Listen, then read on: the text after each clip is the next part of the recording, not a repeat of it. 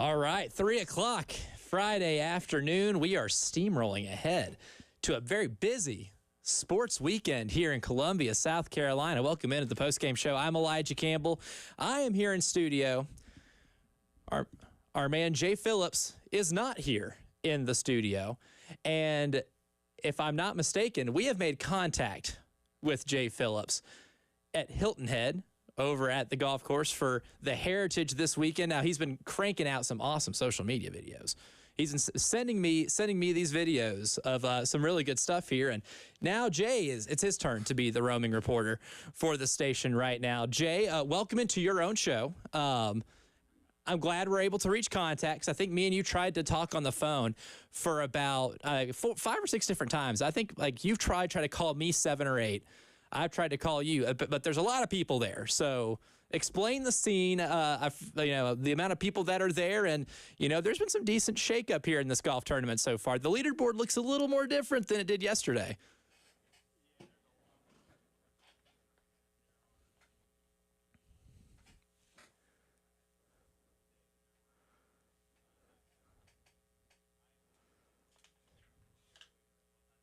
Oh, that's bold. That's very bold.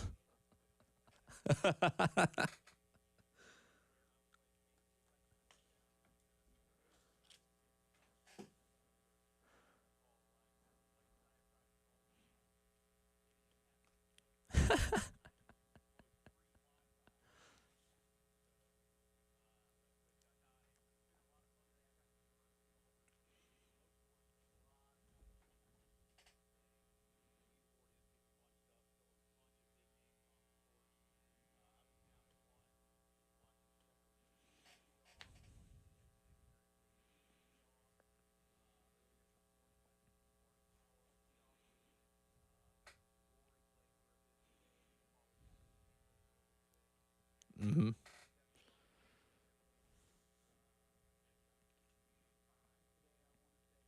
Whew.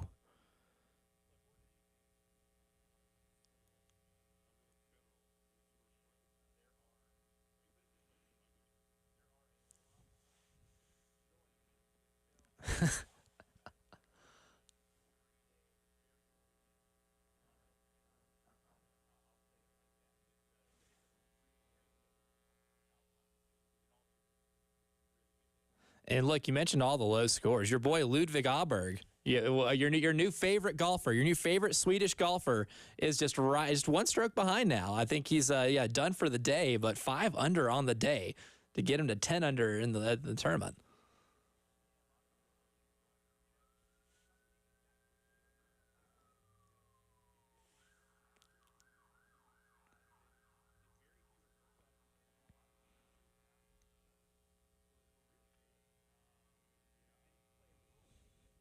Mm-hmm.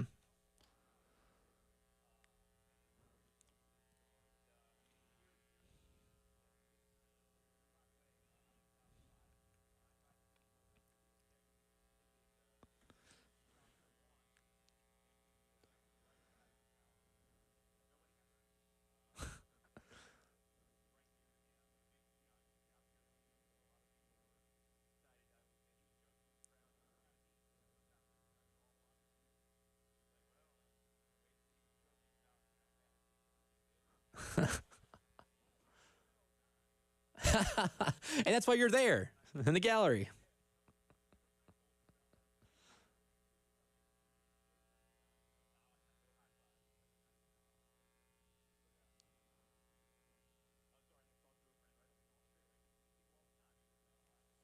Look at that. It's a reunion as well.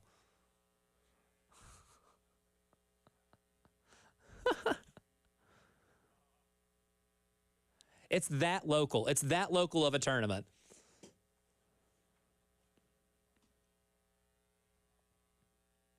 Mm-hmm.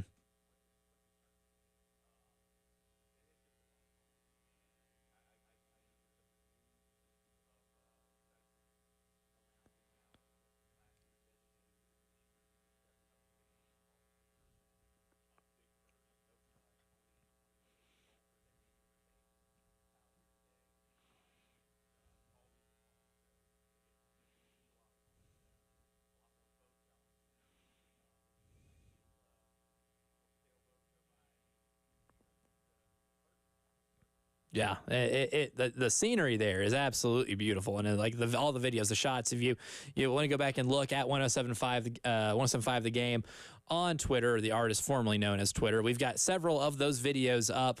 A lot of really good stuff there, and a lot of low scores, like Jay alluded to earlier. But you mentioned a lot of the crowds with in the gallery, 3 times as many people. The best ovation, or I guess maybe the best following you have in terms of pairings today has been.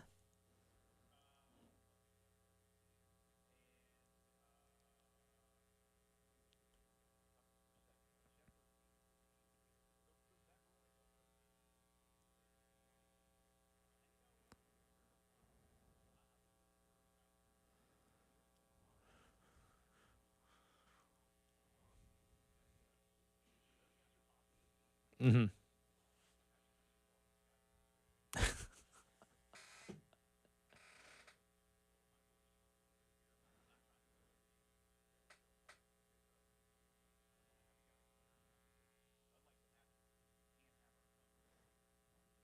This is a 21st century tournament.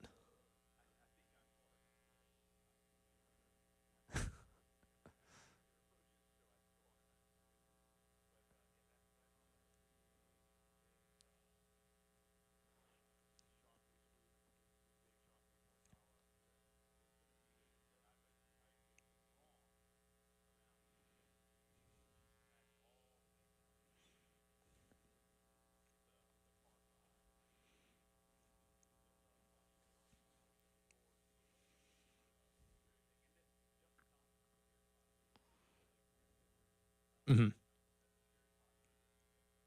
Oh, that sounds like a lot of fun. Yeah, I'm envious, not just of all of the scenery, but obviously you're getting a really good golf tournament right now.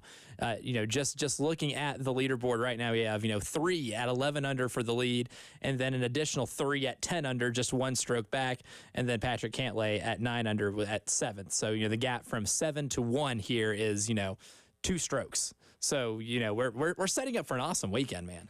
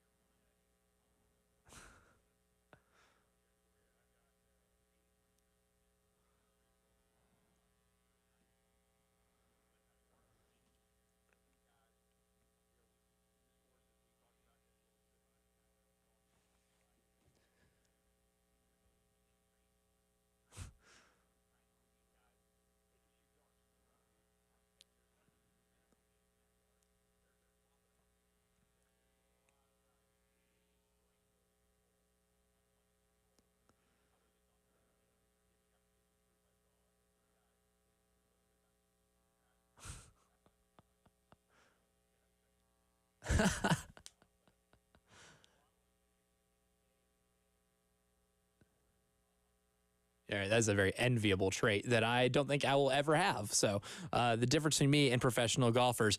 Jay, while we have you here, too, and before we get to Langston, because we'll have Langston Moore, former Gamecock and NFL, or friend of the show, on with us here for the next segment to talk about the spring game that's on Saturday. And I may talk some NFL draft, too, because, another thing that Langston has done that we haven't, Jay, is get drafted to an NFL team.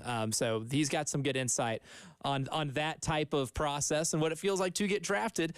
It has not happened to either of us. So we'll talk to him about that. But obviously the spring game this weekend, you can only learn so much from spring football, especially in a spring game in which sometimes, they change the rules a little bit. Scoring can be different. Not all of them are traditional games, even though I think, Shane, to his credit, is wanting to build a good simulation of what a football game under the lights at Williams-Brice Stadium is going to look like on Saturday.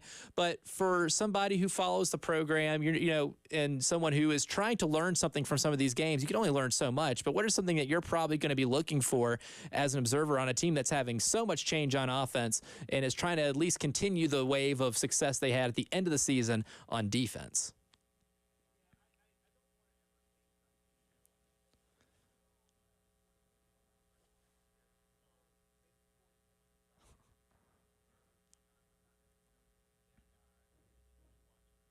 Hmm.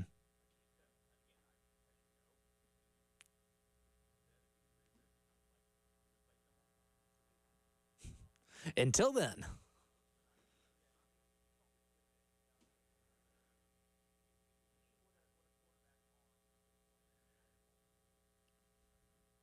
Hmm.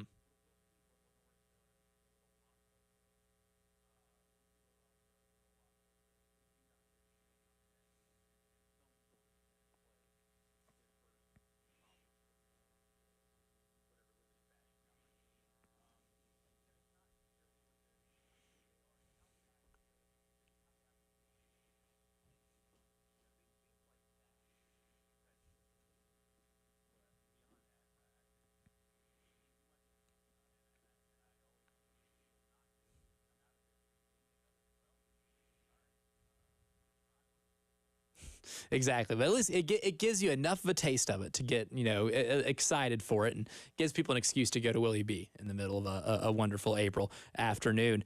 And then, of course, before that at Founders, the number 2 baseball team in the country in Arkansas is going to be visiting.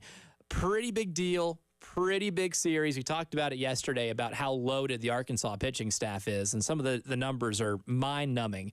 But I did put out a poll on our 107.5 The Game Twitter page in terms of, what the expectation of the weekend is with Gamecock fans. And, the first option is at home, win the series. Number 2, just don't get swept. And number 3, we're going all out, win them all, sweep the number 2 team in the country. And 55% say you're at home, you should win the series. Jay Phillips would vote.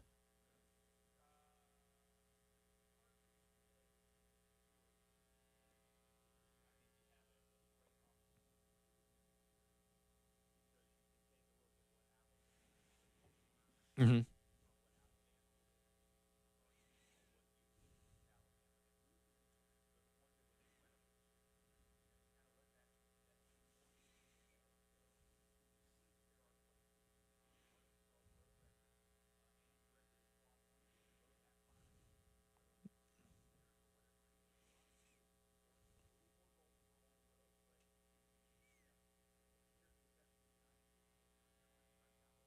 Yeah.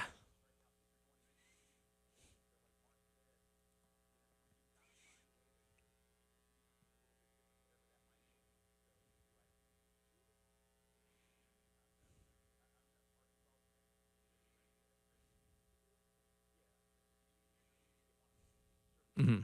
Yeah, I think a home getting swept at home would be pretty deflating.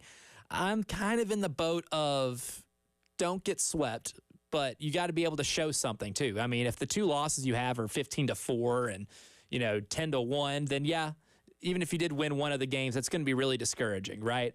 I think sometimes if you do, even if you do drop 2 of them, how you drop them is going to be important to your psyche, and then trying to figure stuff out too. I mean, Mark talked about it in his media availability. When it comes to the pitching rotation, which they're mixing up a little bit this weekend as well.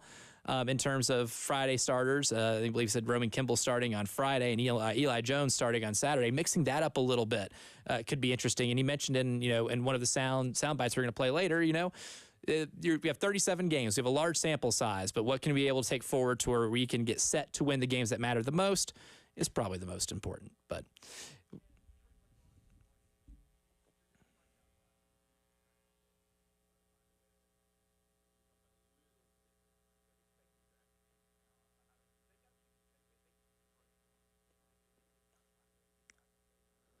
yeah, absolutely. Jay Phillips, thank you for calling in. I look forward to trying to effort you, industry term, later in the show, service and population of the golf course permitting.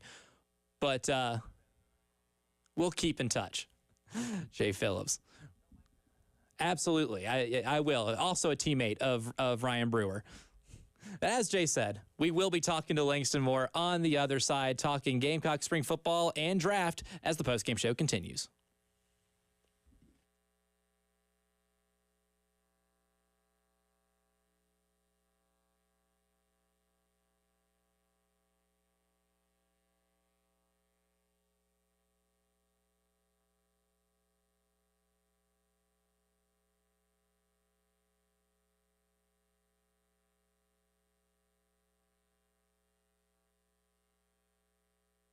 I like beer.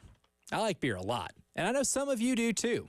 And I know a way in which you can get some discounts on some of your favorite local craft beers and your local craft breweries. That is with our craft beer card, which is back. Our craft beer card, say that 5 times fast, is back on 1075thegame.com. You can spend $30 at a brewery at 12 different craft beer locations. It's a $360 value for only $79. $360 worth of beer for $79, that's a deal to me. I've had one last year, Terry Ford, graciously gave me this card and said, hey, look, you have a week to use it. I made it happen. If I can make it happen, you can make it happen too. $360 value for only $79. All you got to do is go to 1075thegame.com and click on Sweet Deals and do the whole clicky thingy that Terry alludes to on the front page. Click on Sweet Deals. They'll have all the information and get you a craft beer card.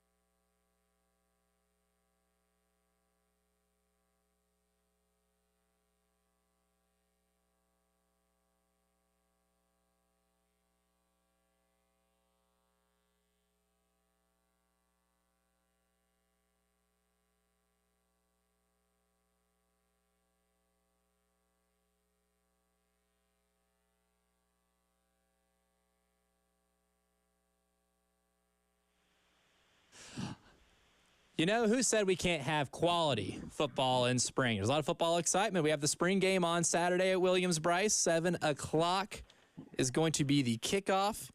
And with our coverage, you can hear that here on 107.5 The Game, WNKT, with Chris Miller, our own Terry Ford, Wes Mitchell, and Chris Clark. And the pregame will start immediately after Game 2 of the South Carolina-Arkansas baseball series. So to get some insight here on the mentality, the mindset of, playing a spring game in football, and also to get drafted because, the NFL hosts their draft in late April as well. And there are a few Gamecocks that I think we expect to hear their names called over the next weekend. Our man Langston Moore, former Gamecock defensive lineman and NFLer, joins the show right now. Langston, long time no talk. How you been?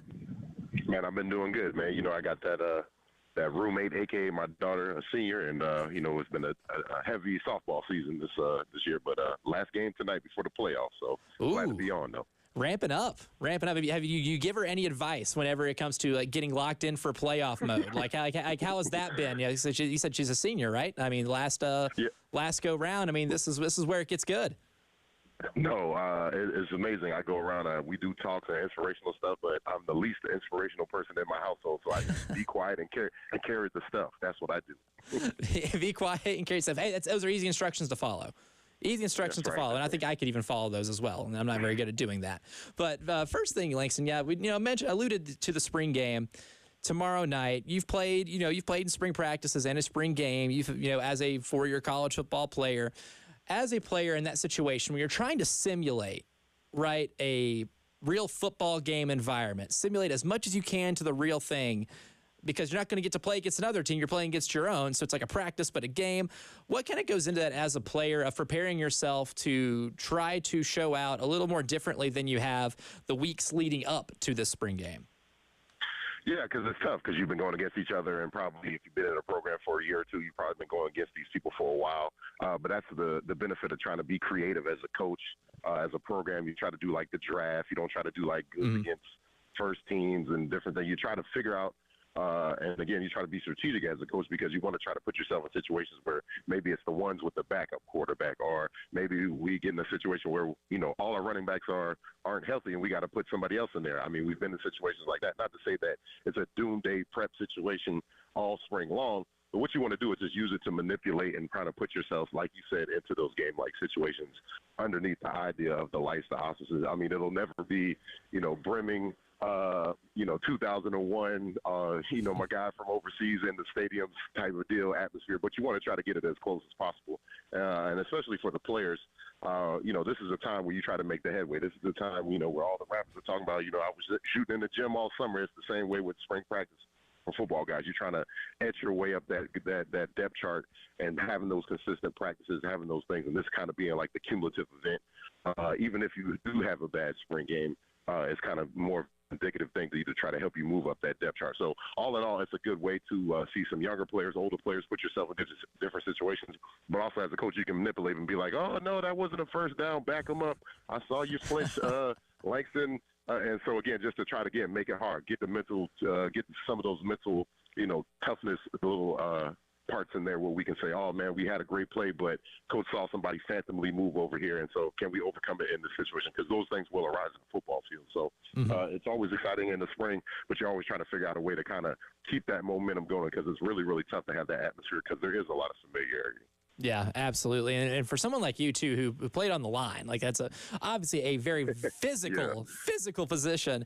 Is there kind of a plan in there, not trying to hold back, but maybe not do too much because, we don't want, no one ever wants to have an injury happen in a spring game. But as a lineman, playing in the trenches, what's it kind of like, I guess, trying to make sure that, maybe don't go too hard, but still make an impression on the coaching staff?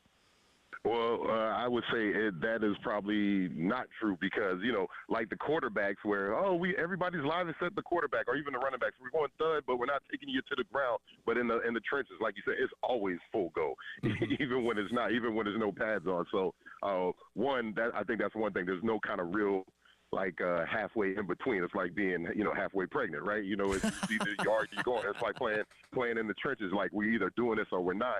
Because it can really, that's the other thing. We're all big. You can all kind of stand out and it kind of shows itself. And again, you don't want to put any bad tape on there. You're talking about spring practices. I remember a former Gamecock that played in the NFL a long time. He had like 20 loafs in the practice one time. And again, he overcame all of that to play in the NFL. But I just remember, that stuff just looks bad on tape.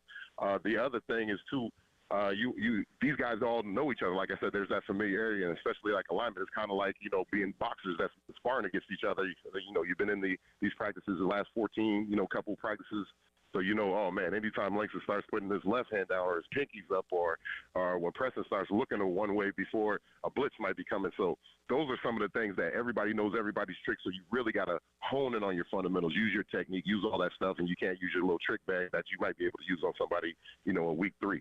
Mm-hmm. Exactly. And when you look at this South Carolina team, too, honestly, one of the strengths, I think, of this team, especially on the defense, is going to be on the defensive line, just because you have so many players coming back, whether it be, T.J. Sanders, Tonka Hemingway, Boogie Huntley. You've got a good returning core of players here to make up the defensive line. In today's college football, that doesn't happen very frequently from year in, year out. Is there anything, I guess, you're watching for from them in the spring game, or is there anything we can even really learn about how differently that they might be from last year this year, if there's a jump that they can make?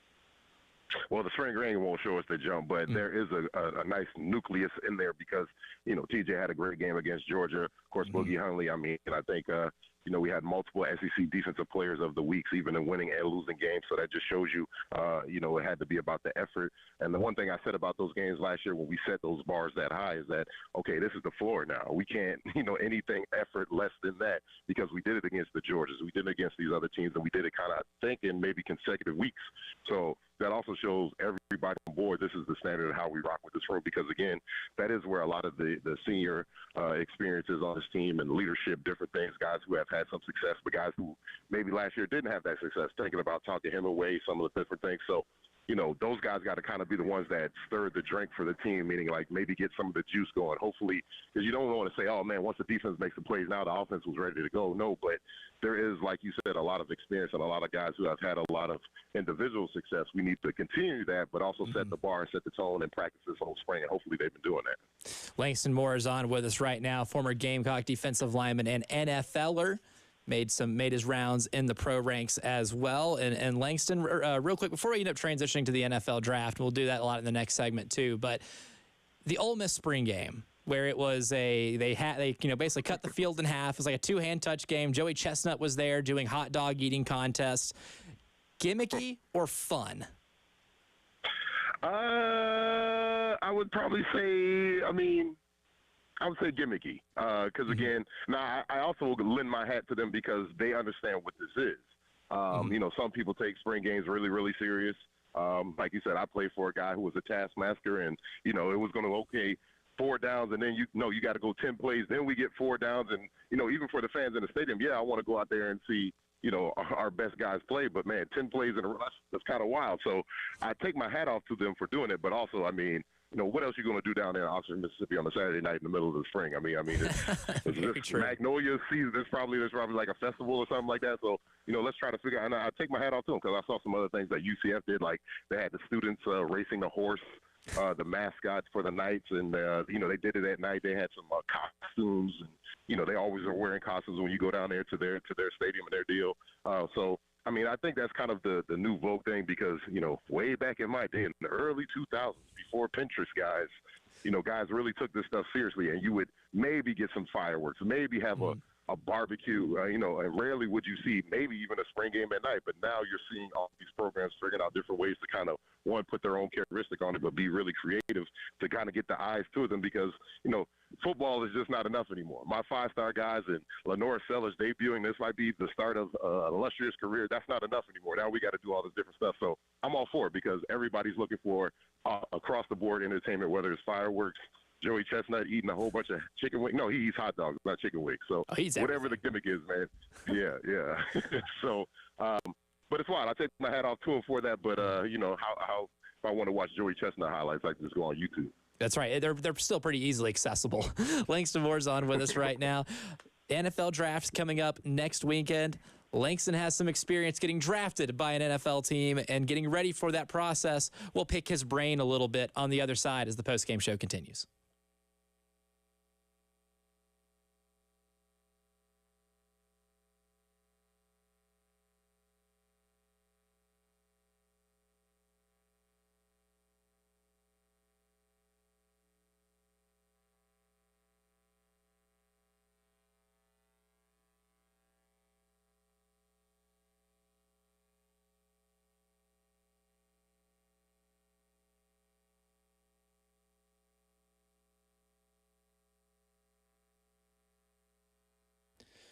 Talked about a football draft happening next weekend. This weekend, the basketball playoffs begin. The play-in tournament wraps up tonight with the playoffs start tomorrow. And there's no better way to get in on the action than with our friends at Prize Picks. It's my favorite fantasy sports app, and it's America's #1 fantasy sports app. All you do, pick more or less on 2 to 6 player stat projections and watch those winnings roll in. You can win up to 100 times your money on Prize Picks with as little as 4 correct picks.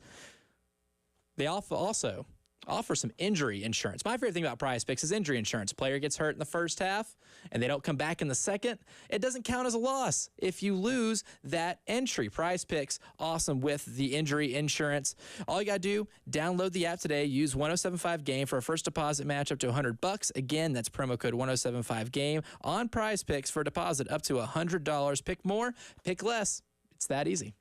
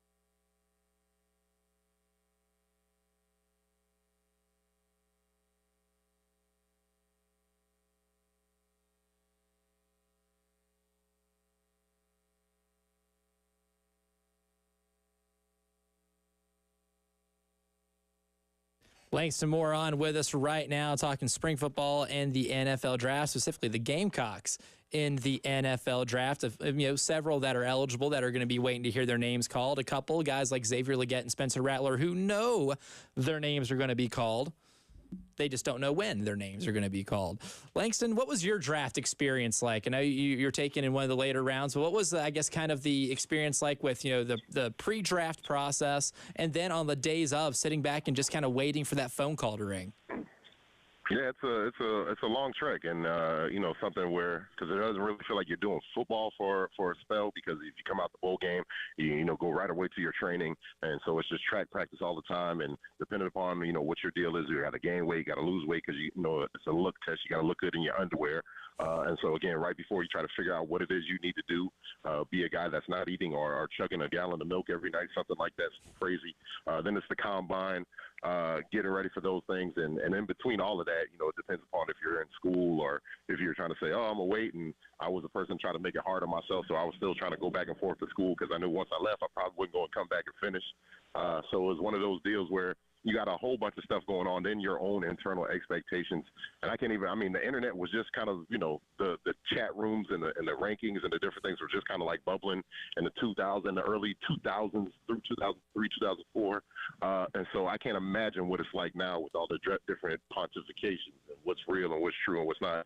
Just like everything else on the internet, right? So it's for them, for those guys, a lot. The biggest thing you can do is just kind of focus on the process, and the process for them is doing the mundane kind of track practice work every day, getting ready, studying the Wonder Lake test, because the same question number 3 will be the same question number 3 on the test at the combine. So, however it is you need to do it, it can be really, really taxing, but it just really feels like, anxious. You're waiting for this date to come because you want to know where you're going to go. Expectations. So again, the biggest thing I tell guys is that you can only control what you can control. Can't go back and fix that Georgia tape from 2 years ago or anything. All you can do is working on these things moving forward, and then start to realize, man, you're a pro, and this is in exchange for open money now. Now people say you actually get paid. This is your job. This is not a hobby anymore. So just understand kind of the nuance that comes with that. But then there's the old trite caveat: enjoy it, because you're only going to get to do this once. But for me, it was really a lot of anxiousness, a lot of waiting, the phone ringing, oh, we'll call you right back, those type of deals. And, you just want to hear your name called. But eventually when it happens, it doesn't matter where you're at right now. It matters where you're going to be at 3 years from now. And that's what I tell guys when they have that opportunity to play in the NFL.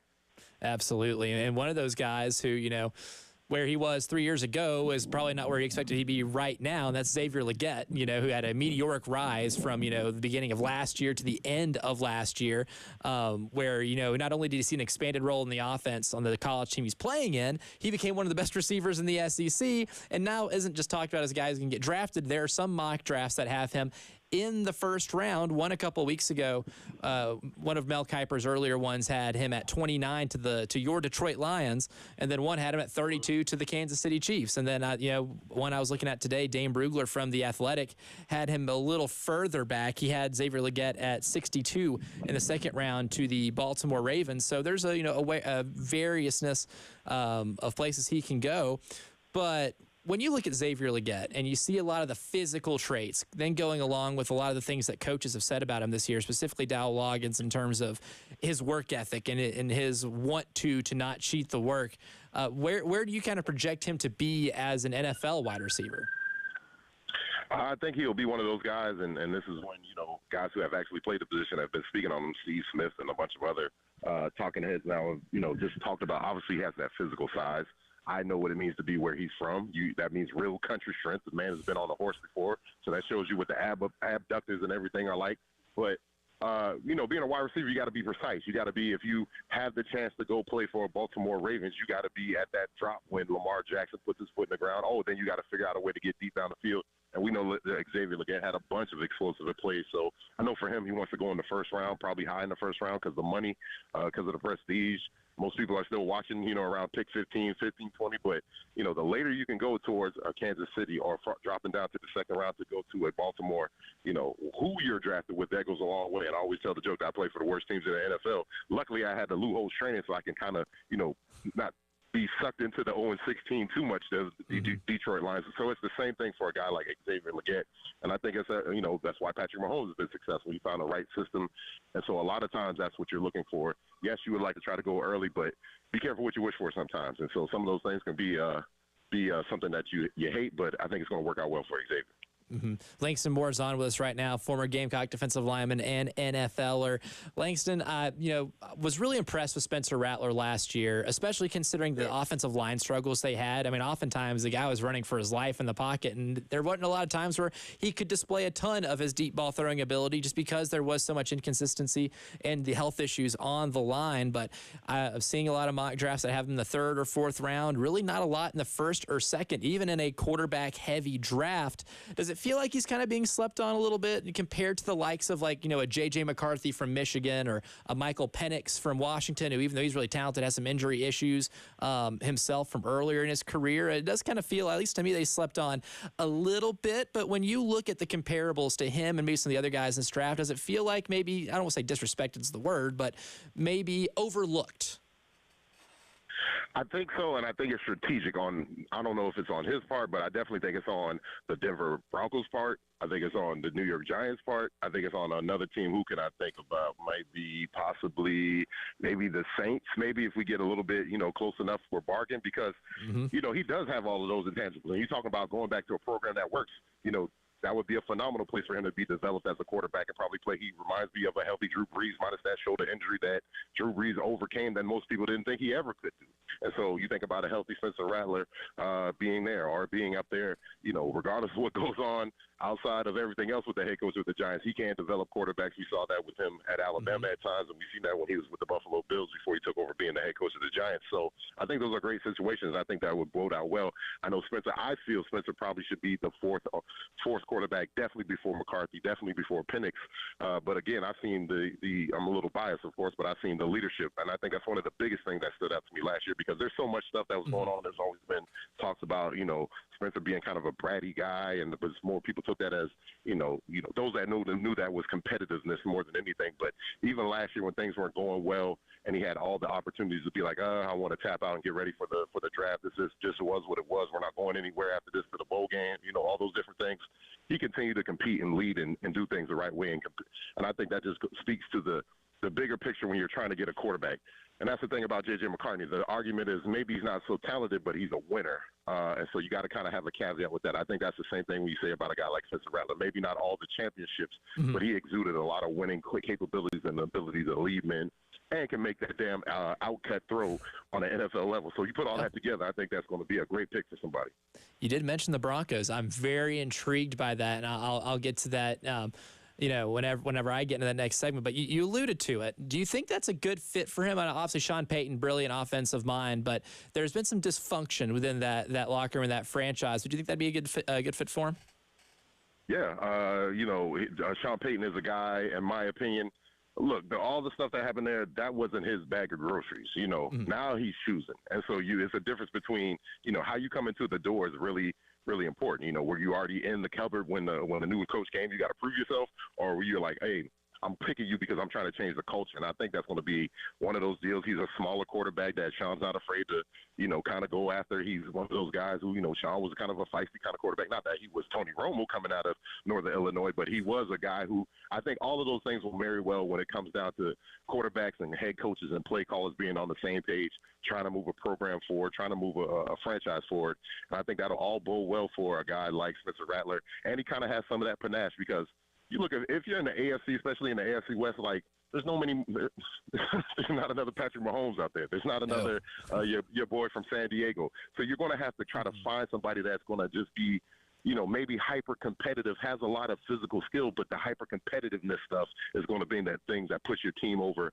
And again, Sean Payton is a guy who's not afraid to mix it up. He was the one who was running Wildcat and all this other crazy stuff. So I always lend my hat to a guy like that who wants to be creative and move offenses forward and use it strategically to win games in the NFL, because you can't just do it, 3 yards in a cloud of dust running it. Yeah, okay, now we're in third and long. Now let's get it and spread. No, we got to have a lot of eclectic different looks, and I think Spencer can handle all that, and we've seen all that here at Carolina the last couple of years.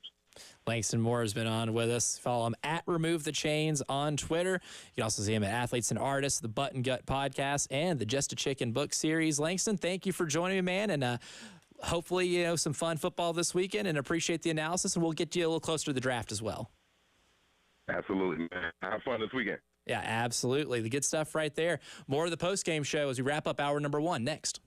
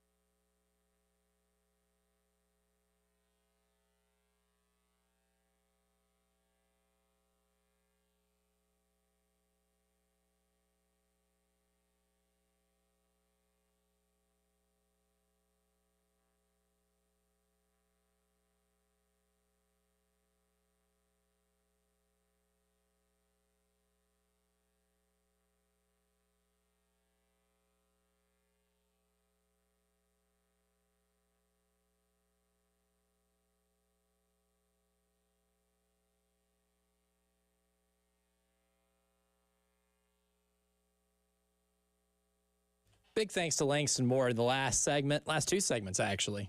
Joining me to talk about the spring football game and the NFL draft. And he mentioned a team that is interested in Spencer Rattler that I think would be not only a good fit for the team, but also a strategic move to wait and get him instead of reaching for a quarterback at their spot. That would be the Denver Broncos. Now, Spencer Rattler's been mocked to a few teams, earlier in the draft process, in mock draft season. I've seen an ESPN mock, I think it was Matt Miller's, had Spencer Rattler going to the New England Patriots late third, maybe early fourth round. But there's something that I saw that made a lot of sense, and it was a Fan Nation post from someone who covers the Denver Broncos, and then the point was noted that if they don't take a quarterback at 12, which they might take an offensive lineman, Olufashanu from Penn State, one of the more highly touted offensive linemen in this draft. You can, certainly add up because they lost Lloyd Cushenberry at center, who's now playing for the Tennessee Titans, former LSU standout. Denver needs to be able to replenish that offensive line a little bit. Maybe they could do that in the first round and still have someone at Spencer Rattler in the third to be able to take. It would be a value pick, right? We do know that the Broncos have met with Spencer Rattler. They have interviewed with Spencer Rattler at the Combine. Spencer said during his Combine media availability back in February that those conversations were really good, and he enjoyed his conversations with Sean Payton, speaking to him directly. And Sean Payton is a quarterback whisperer. Now, obviously, he couldn't get done with Russell Wilson, and they did what they could with what they had. And clearly, they're going to have to add more wide receiver help because with Jerry Jeudy being shipped off to Cleveland, that kind of leaves them with just Cortland Sutton as the number one receiver and then a lot of other question marks down the line. I think they should probably invest in a draft pick and a receiver in this draft because this is one of the best wide receiver drafts we've ever seen in terms of just the quantity and quality of talent of the prospects that are in it. So the Broncos are in an interesting situation here. And when I asked Langston, I was really curious to think if he thought Spencer Rattler, should be ranked behind somebody like J.J. McCarthy at Michigan, who is popularly mocked in the first round. I don't think I've seen him mocked outside of the top 15. It's not just first round, top half of the first round. Or would you put him above someone like Michael Penix?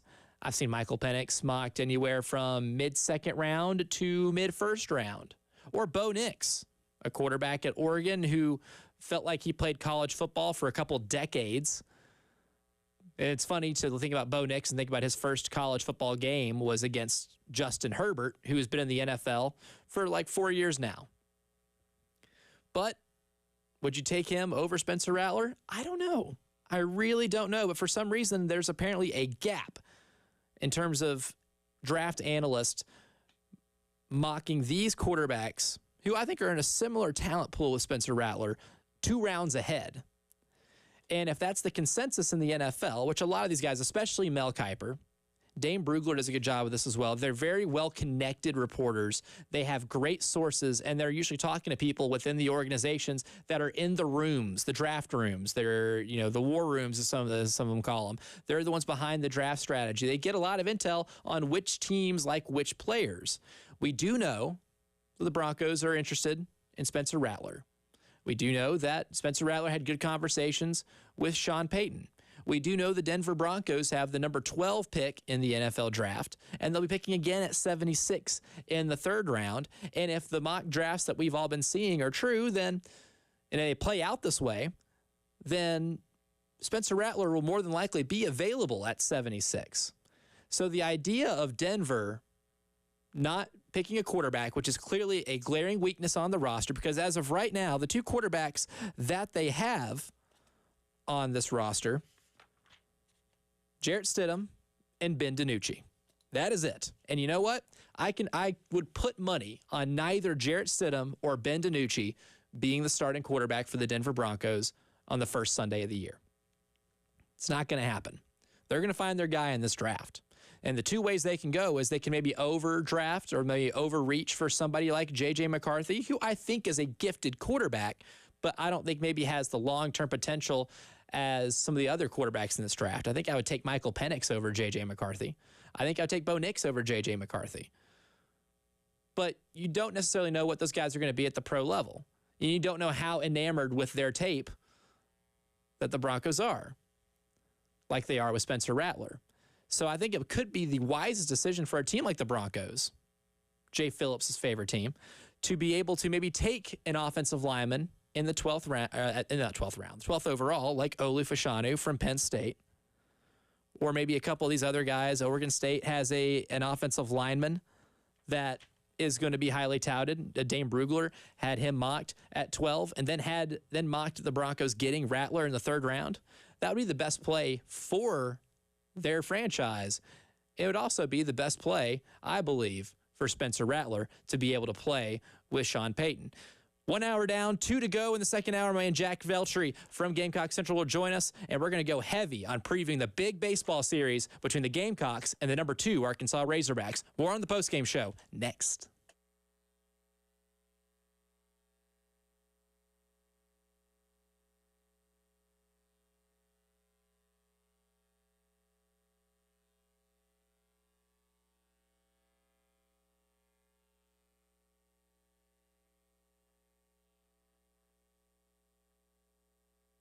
And speaking of that baseball series, there's one thing that the Gamecocks have not done this year that could win somebody a lot of money, and that's hit a grand slam. Well, Elijah, why would a grand slam result in me winning money? Well, I'm going to tell you. That's if you go to 1075thegame.com and register for the Palmetto Citizens Federal Credit Union Grand Slam giveaway, you will have a chance to cash in if the Gamecocks cash in with the runners on base. Every game, $25 is added to the pot, and if a Gamecocks hitter rips a grand slam home run, you can win all the cash in the pot. Right now, the pot is at $925. So why not? Go to 1075thegame.com, click on the Palmetto Citizens Federal Credit Union Grand Slam giveaway. Just enter your information in there. And you know what? If they end up ripping a grand slam against this Arkansas team, you can win almost $1,000 just like that. Again, that is the Palmetto Citizens Federal Credit Union Grand Slam giveaway.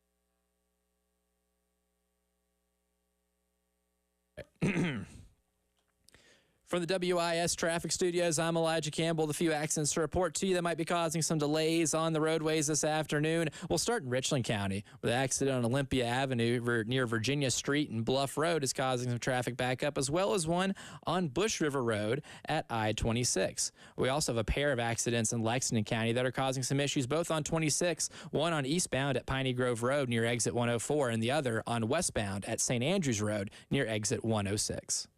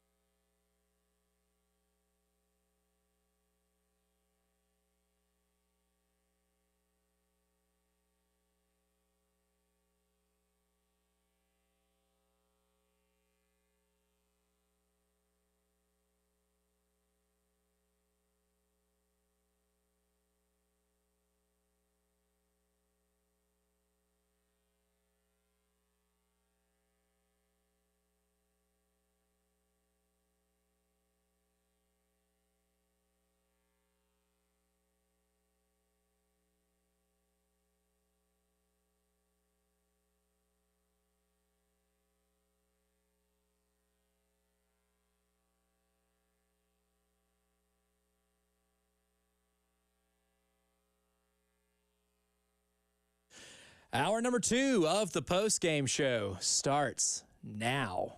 I'm Elijah Campbell here, and with you right now, Jay Phillips is over the RBC Heritage, where he is getting some excellent video, trying to get phone signal, and maybe trying to get on one of those boats that we've been talking about all weekend.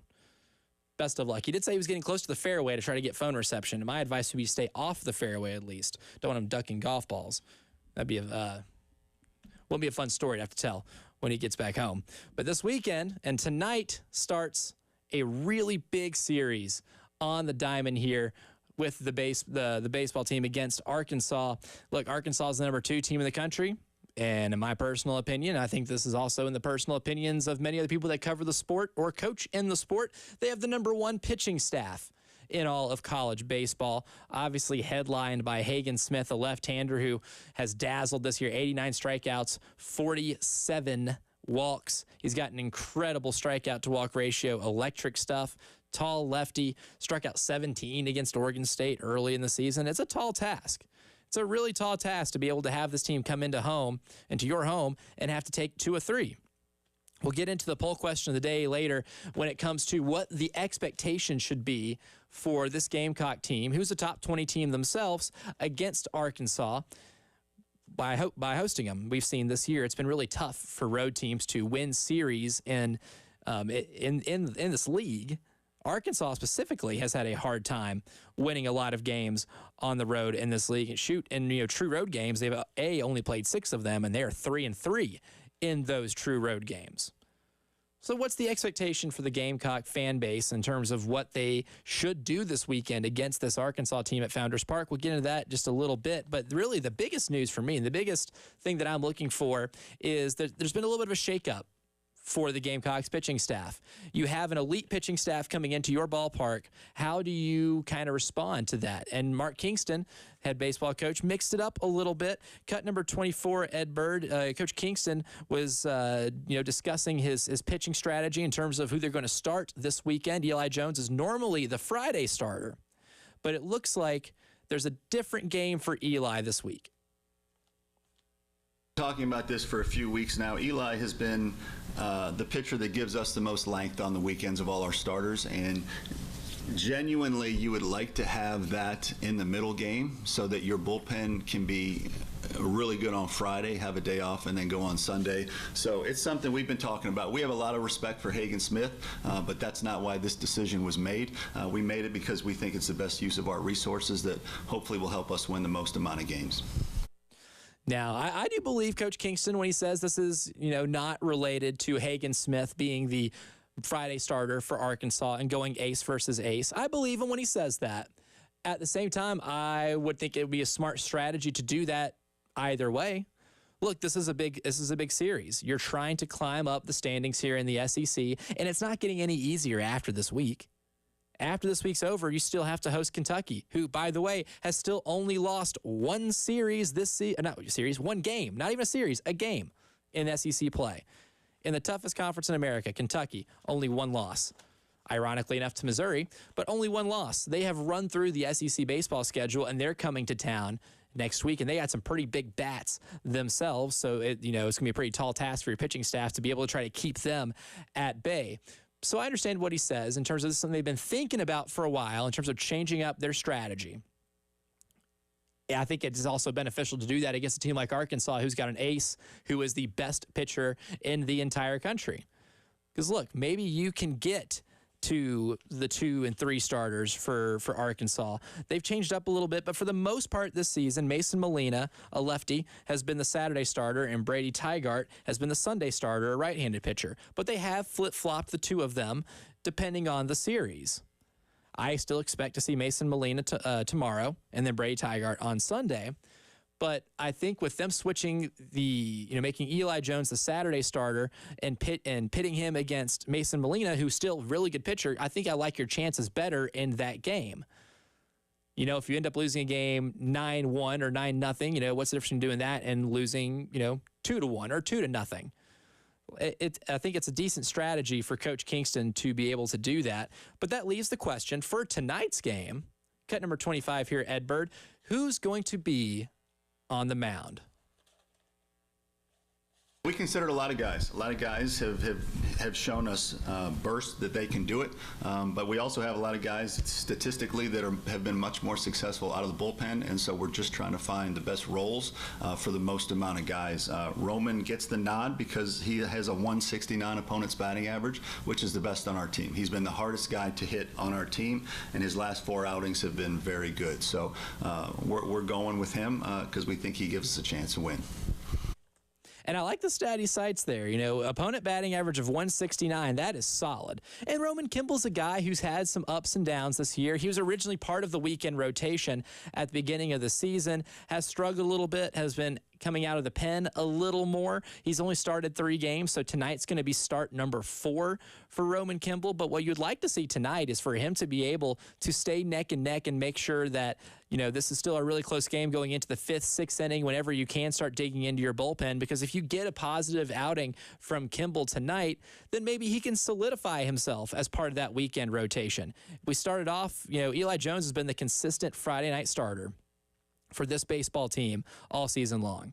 Dylan Eskew's played some Saturdays, has been able to get you some Saturdays, and then your Sunday pitcher has kind of been a mosh posh of different pitchers, whether it be Roman Kimball or whether it be Tyler Pitzer, who, you know, famously this year struck out 9 in the Sunday game against Vanderbilt to seal the deal on a weekend sweep of what the time was the number 3 team in the country here at Founders Park. So they're still trying to find out exactly what roles are going to exist on this pitching staff and in this rotation. And I think if Roman Kimball can show a little more consistency, you already know, you've seen a lot of the upside. You've seen the upside on the stuff. You see the stat of the opponent's batting 169 whenever they face them. At the same time, he still has an ERA of 4.71, and it can get away from him a little bit. His strikeout to walk ratio isn't exactly where you want it to be, 28 strikeouts to 22 walks. You'd like to see that improve a little bit, but when the fact that hitters just aren't hitting a great average against him, that's a fair enough argument for you to be able to throw him out on a Friday night against the number 2 team in the country and see what he's got for you. So Eli Jones is going to be starting on Saturday. Roman Kimball going to be starting tonight. And in this whole process of trying to figure out the rotation, which is one of the hardest things that, you know, I think Coach Kingston's had to figure out this season because there has been some inconsistencies. There are players in the bullpen who you might try to see if they can go longer in games to start them for you and get you into the 5th or 6th inning. But cut 26 at Bird, you know, Coach Kingston was asked about what is maybe going into, now that we're really getting into crunch time, finding out who your steady starters are going to be going into these weekend series. At the end of the day, what's most important is we have all this figured out by the end of the season when the games are win or go home.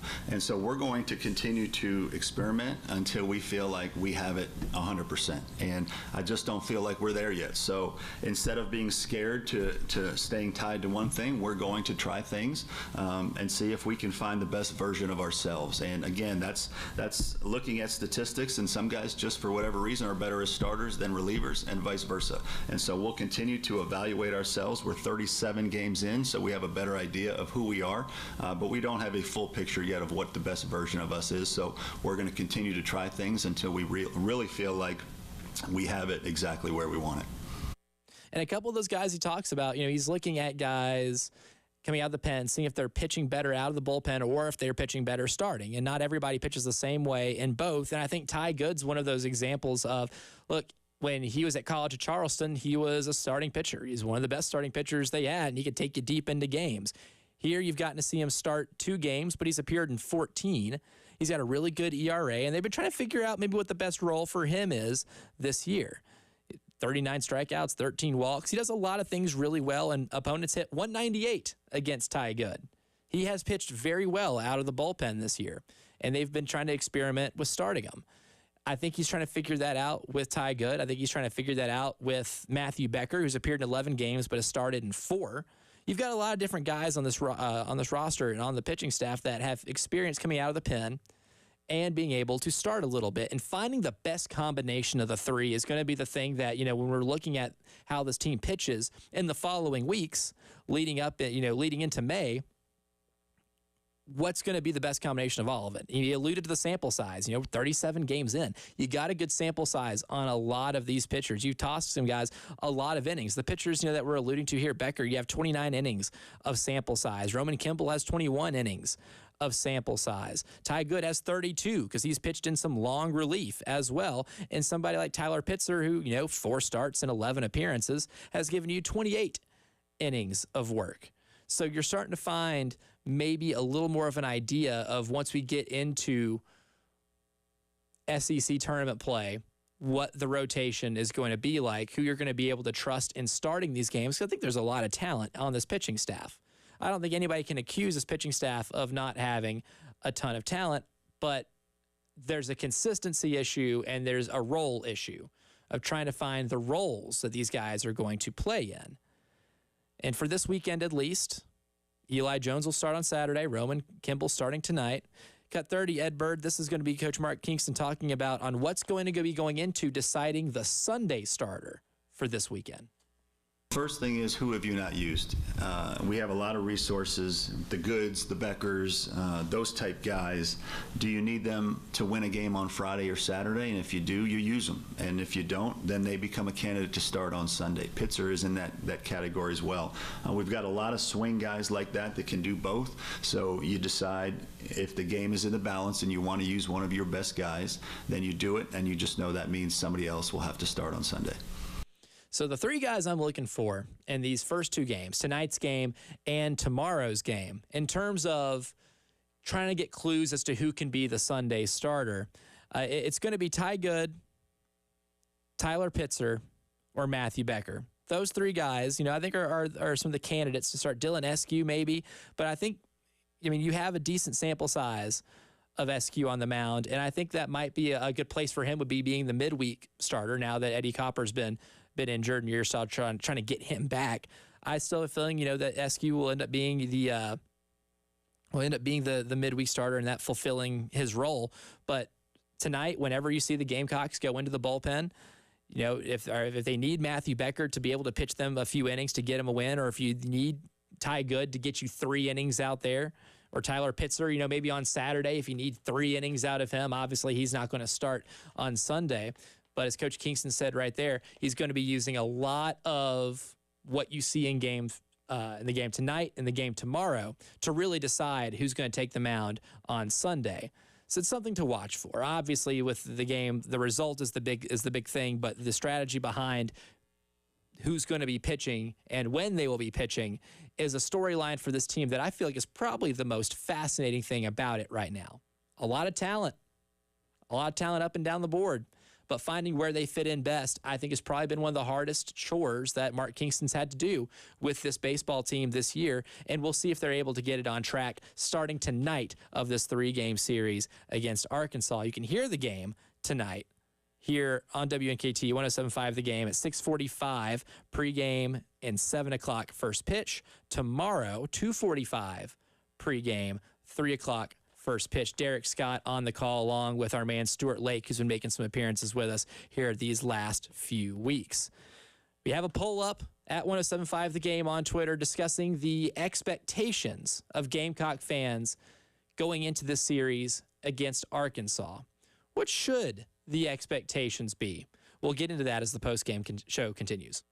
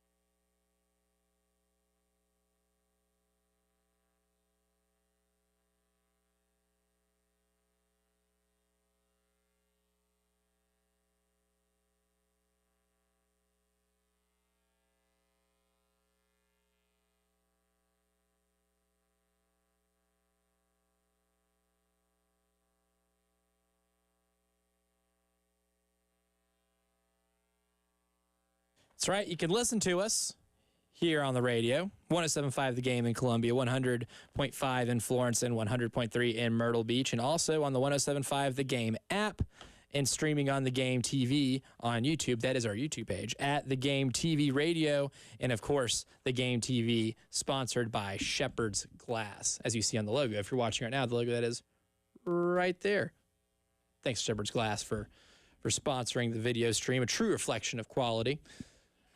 Talking about this big baseball series this weekend, the number 2 Arkansas Razorbacks coming into town, and I've been genuinely curious about this. I know the fan base has been kind of up and down this year in terms of expectation. You've had some series, you've had some highs, and I'd say the sweep against Vanderbilt when they were number 3 in the country here in Columbia qualifies as a high. And then they've had some lows, losing the 2 one-run games to Clemson, and then the Clemson game that was supposed to be at Friday not getting rescheduled.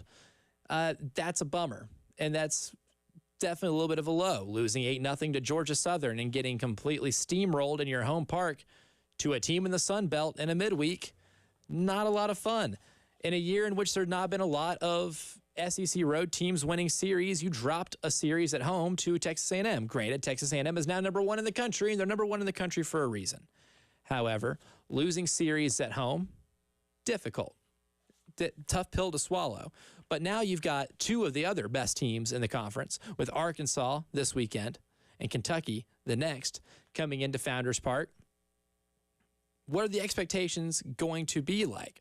So this morning at our 107.5 The Game Twitter page, I did put out a poll to see kind of where we're at in terms of expectations for this team this weekend. 1, they're at home. Do you expect them to win the series? 2, do you expect them to just not get swept with a team this caliber? Or 3, you expect to win them all? 54.2% of our voters. This poll is going to be up for just a little bit longer, too, so you can still get in and chime in as well. Say that you're at home, you should win the series. 41% say just don't get swept. 4.8% expect you to win them all. I definitely don't expect you to win them all. And I almost don't expect you to win tonight, to be quite honest, because of who Arkansas has on the mound. And now it would be an impressive win. Out of all the games to win, if you win tonight, that might be the most impressive win, because Arkansas's Hagen Smith has been a video game this year. Tall left-handed pitcher who's been an absolute strikeout machine. And that's on a roster of pitchers that are elite strikeout pitchers. Obviously, Hagen Smith's been one of the stories of college baseball this year, and he is going to be taking the mound tonight. Look, his opponent batting average, we cited, Roman Kimball's 198 opponent batting average, or 169 batting average, as the reason he's starting tonight. Well, Hagen Smith's is 138. Guys, don't get on base with him at all. He's 7-0 in his starts this year, and he's got 89 strikeouts in 47 innings pitched. I got a stat wrong in the last segment where I said, his strikeout walk ratio is 89-47. No, I goofed, because he's pitched 47 innings. He's only walked 17. 89 strikeouts, 17 walks. It's a challenge. And tonight's going to present a very unique challenge, and we're talking about expectations. I don't expect them to win this game. I expect you to be competitive. I expect you to be able to win, maybe Saturday and Sunday, and be in a really good position to win Saturday and Sunday. But tonight, the expectation of winning might be a little too much. Ed Bird, cut number 27, Mark Kingston was asked in his media availability what facing Hagen Smith is going to be like for his club.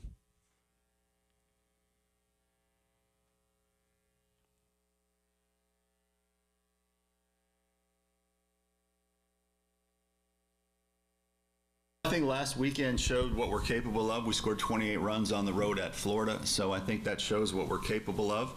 Hagen Smith probably will be the first pitcher off the board in this year's Major League Draft, so I look at that as a tremendous challenge, and I think our guys do as well. Paul Skeens came in here last year with all the same notoriety, so I think it's a great challenge. That's why the SEC is so exciting, because you get opportunities to play against the best.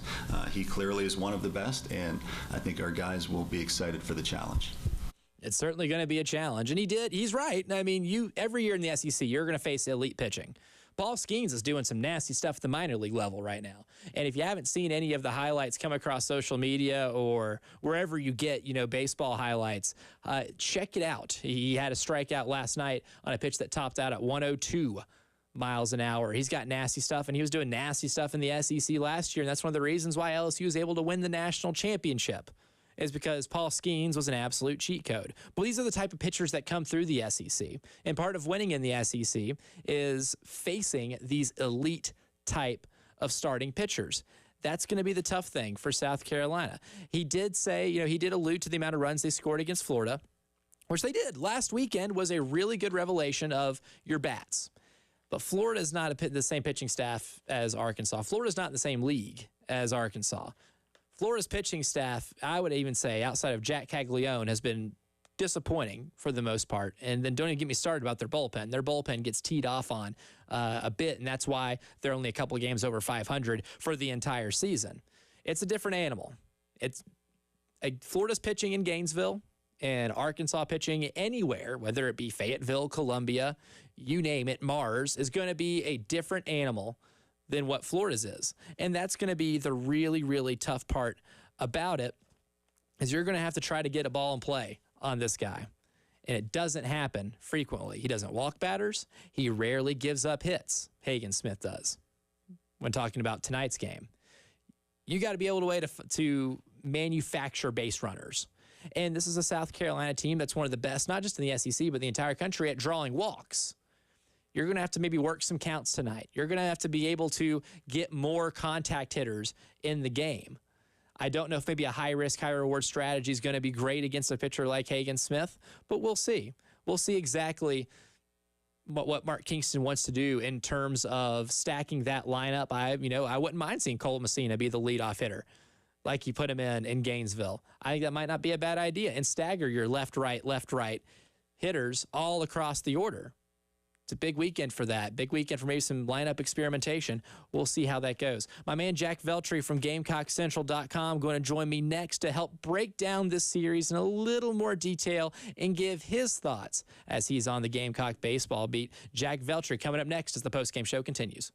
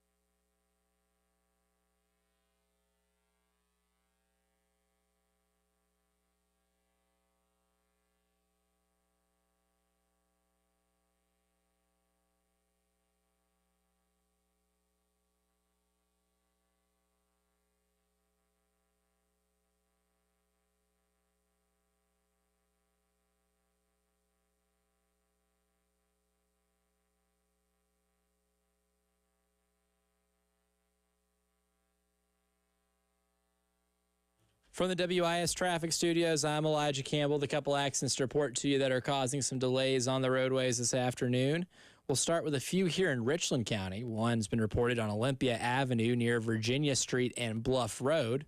We also have one on Highway 60 near I-26 that's causing some traffic backup, as well as one on Bush River Road at I-26. In Lexington County, we have 3 to report to you so far. One on Calks Ferry Road at US 1, another one on I-26 eastbound at the Piney Grove Road exit 104, and we also have one on I-26 westbound. This one's going to be at the St. Andrews Road exit 106. So 26 west and east, both moving a little bit slowly this afternoon.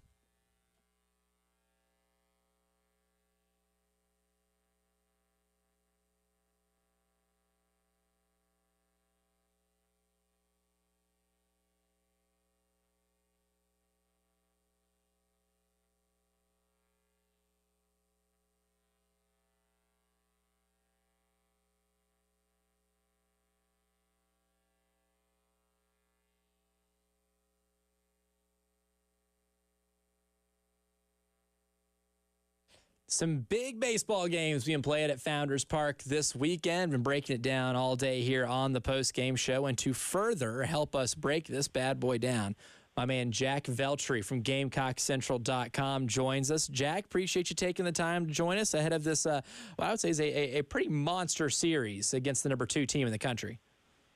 Yeah, first off, thanks for having me on, man. Always appreciate it. Yeah, it's going to be a big weekend. Combined with the spring football game tomorrow night, it really is a big Gamecock type of weekend. And for South Carolina baseball, they really need to win this series, right? This could really be big for momentum moving forward. I mean, every weekend the SEC is big, but this one in particular, Arkansas, one of the best teams in the country right now. South Carolina has a chance to really make a statement at Founders Park this weekend. And I put out a poll question at 107.5 The Game on Twitter earlier today, just to try to maybe get a glimpse as to what the expectations of the fan base are, or at least get a small sample of it. And I just asked, what the expectation is for the weekend series. 1, you're at home, win the whole series. 2, don't get swept. Or 3, win all the games. And, 54% of the voting populace here said that you're at home, you should win the series. What do you think the expectation should be for this team, given, how good Arkansas has been this year? What should the expectation be, I guess, for fans going into this series? Yeah, I think the expectation should be to win this series. I think that's definitely correct with what the poll is saying. I think you obviously want to try to win every game, but I think realistically you need to win the series. And I think there is a good chance you could definitely go out there and take 2 or 3. Arkansas hasn't played a ton on the road this year, and in those road games that they have played, they haven't been as good as they have been at home, obviously. And I think this is going to be a tough place for them to go and play. I mean, it's not going to be easy, right? I don't know if Hagen Smith is going to be, lights out like he has been. I mean, has he pitched in a place like Founders Park yet? I don't think so. So that's going to be, if the fan base shows up this weekend like I think it will, then I think it's going to be even tougher for Arkansas to go out there and win the series. But I definitely think, with the way South Carolina has been playing good ball recently, they had a great road trip. I think they're going to be really energized and excited to go out there and try to play some good ball moving forward. Yeah, dude, I was shocked to see that Arkansas has only played 6 true road games this year. And just looking at all the other teams that are, of similar RPI ranking, no one else has less than 8 or 9, but 6 feels insanely low.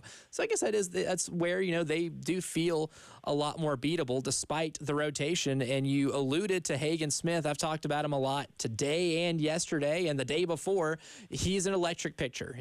He's got a lot of great stuff. Tall lefty. When you watch Hagen Smith, who does he remind you of, and what type of challenge is he going to present to this Gamecock batting lineup tonight?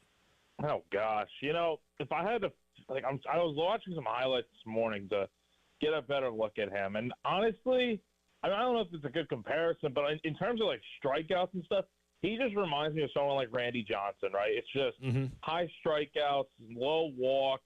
He's gonna throw more strikes than balls most of the time, and he really does command the zone well. So I think that's kind of who he reminds me of. I remember his 17 strikeout game earlier this year. I believe it was against Oregon State. Yep. I mean, he's he's unreal. And no team has been able to really solve him yet this year. There's only been like two outings where he's been unable to go 6 innings. Other than that, that's what he gives you every time out, and it's usually an outing where the other team's not scoring any runs. So the key for South Carolina tonight specifically is I think they're going to strike out a bit. That's kind of who they are at this point. When they get their opportunities to get on base, what are they going to do with it? Are they going to be able to get the big hit to drive a run in? Are they going to strike out in those situations or not be able to get the job done? If they're able to get the job done against Smith specifically, then I think they can definitely go out there and win tonight. Randy Johnson, that's a good one. I've kind of thought that one myself a little bit, but the more I look at an 89-17 strikeout to walk ratio, I think that does become a little more appropriate. But Jack Veltri on the line with us right now. Jack, you mentioned striking out a lot. So what this team does.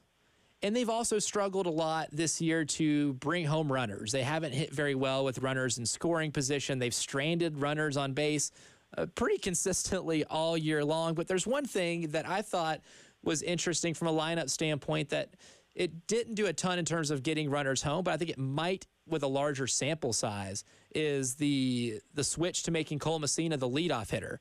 And if Will Tippett's starting to hit a little bit better at the bottom of the order, then I think that's going to bring a lot of juice to the batting lineup as a whole. But I thought it was interesting seeing Cole Messina being inserted as the leadoff hitter for the Florida series. And when we asked Mark Kingston about it this week, he mentioned that not only, is Cole a really good hitter and one of your best hitters, hitting leadoff is never a bad thing, but he got to stagger his lineup with left-handers and right-handers. And there's not a lot of teams in college baseball that have the luxury of doing that. But when you see, Cole Messina hitting leadoff, what impact do you think that has on this batting order? And do you think maybe with a larger sample size, it could result in bringing more runs home with runners in scoring position?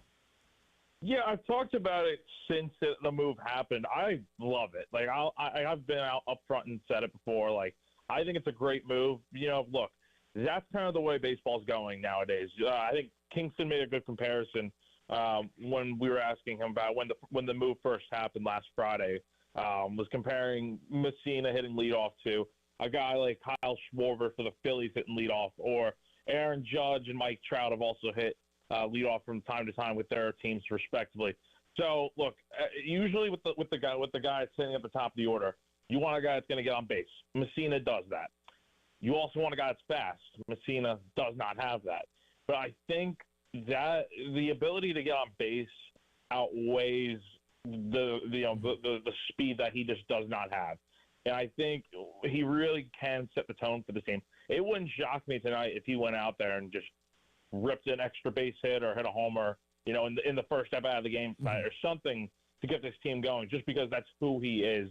I think he does a good job getting on base, like I said, and it really does provide a spark for the rest of the lineup. And it does help when a guy like you mentioned before, Will Tippett, has been hitting a lot better at the bottom of the order. And ever since he switched to just hitting right-handed, I think it's made a world of difference. And it really does look like South Carolina's found a good lineup 1 through 9, despite their issues with striking out and leaving some runners on base. Yeah, you're right. Cole Messina is not going to win a ton of foot races, but I will say in the Florida series, I thought, especially that Friday night game, a pretty impressive display of a savvy base running. There's not a lot of guys that, if they're not sleight of foot, be that savvy of a base runner. He's fun to watch on the base pass. I think he's the first person I've seen this year, basically get caught, looking at first base. Should have been picked off, but ended up getting to second anyway. That was a fantastic play. So sneaky, savvy base runner, I would say, with Cole. Yeah, no, he definitely is. Yeah, you're definitely right. And like I said before, he definitely does set the tone for this team, and I think moving him to the leadoff spot is really ideal. I mean, who else are you going to put up there right now? That's kind of the way I look at it. Like, yeah, you could put someone else a little quicker up there, but are they going to have the same value of getting on base as Messina it does? And I think on-base percentage kind of outweighs what you're able to do on the base pass, because as long as you're on base, that gives the guys behind you, especially like an Ethan Petrie, for instance, a chance to go out there and do some damage.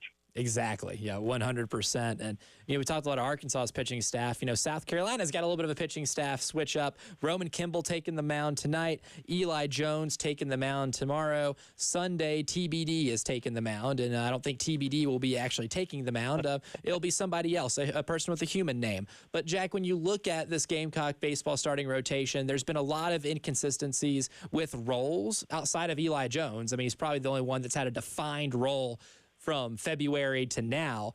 But where do you think we're heading as we're getting into the most important games of the year? And as Mark Kingston said in the last media availability, we're getting to the games that are win or go home. Now that we're getting to that point, where do you kind of expect this rotation to end up?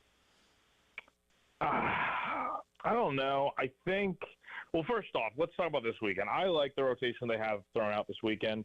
The way Kingston kind of explained it made a ton of sense, and I keep saying it. People think that South Carolina's punting on Friday, not starting Jones, and running away from a pitcher's duel in Friday's game. When that's really not the case. I mean, yeah, Hagen Smith's a very good pitcher, but at the same time, Roman Kimball going out there on Friday is solid too. I mean, he's Kingston said he has some of the best stuff on the team, and he's been looking a lot better in his last few appearances. I think.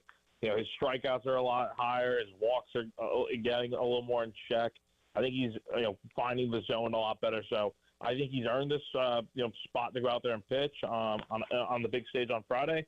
And I think his confidence will definitely help him. And then obviously Saturday, Eli Jones really sets the tone for what you can do to maybe go out there and either win a series or you get to the point where you're going into Sunday with the chance to win that series. But I think it's in a good spot right now where the pitching is. Obviously, you got to figure out who your main three guys are going to be.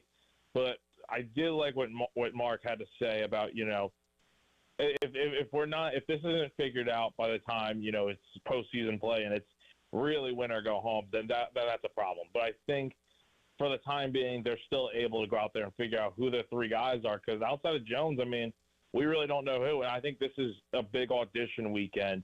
To see what guys like maybe Roman Kimball and maybe someone like, I don't know, Matthew Becker or Ty Good can do in the rotation if they get a chance to pitch well this weekend. All right, got about 30 seconds here for you, Jack. I just want to ask you, on a scale of 1 to 10, how amped are you that your New York Islanders are playoff bound? They did it. They snuck into the playoffs earlier this year. I didn't think it was looking good. It wasn't looking good for a while. Now they have a tough first-round draw, but they're in. They're in. That's the most important thing. Oh, man, I'm thrilled. Look, they've played so much better hockey lately. It's crazy to think about. I mean, yeah, they're going to play the Hurricanes again, but I think this year they can definitely do it.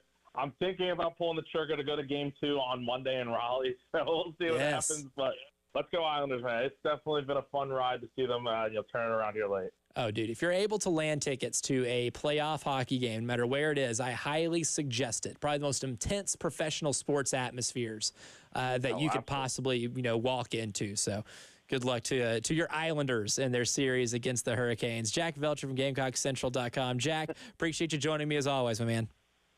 Appreciate it, my dog. Thank you so much. Appreciate it.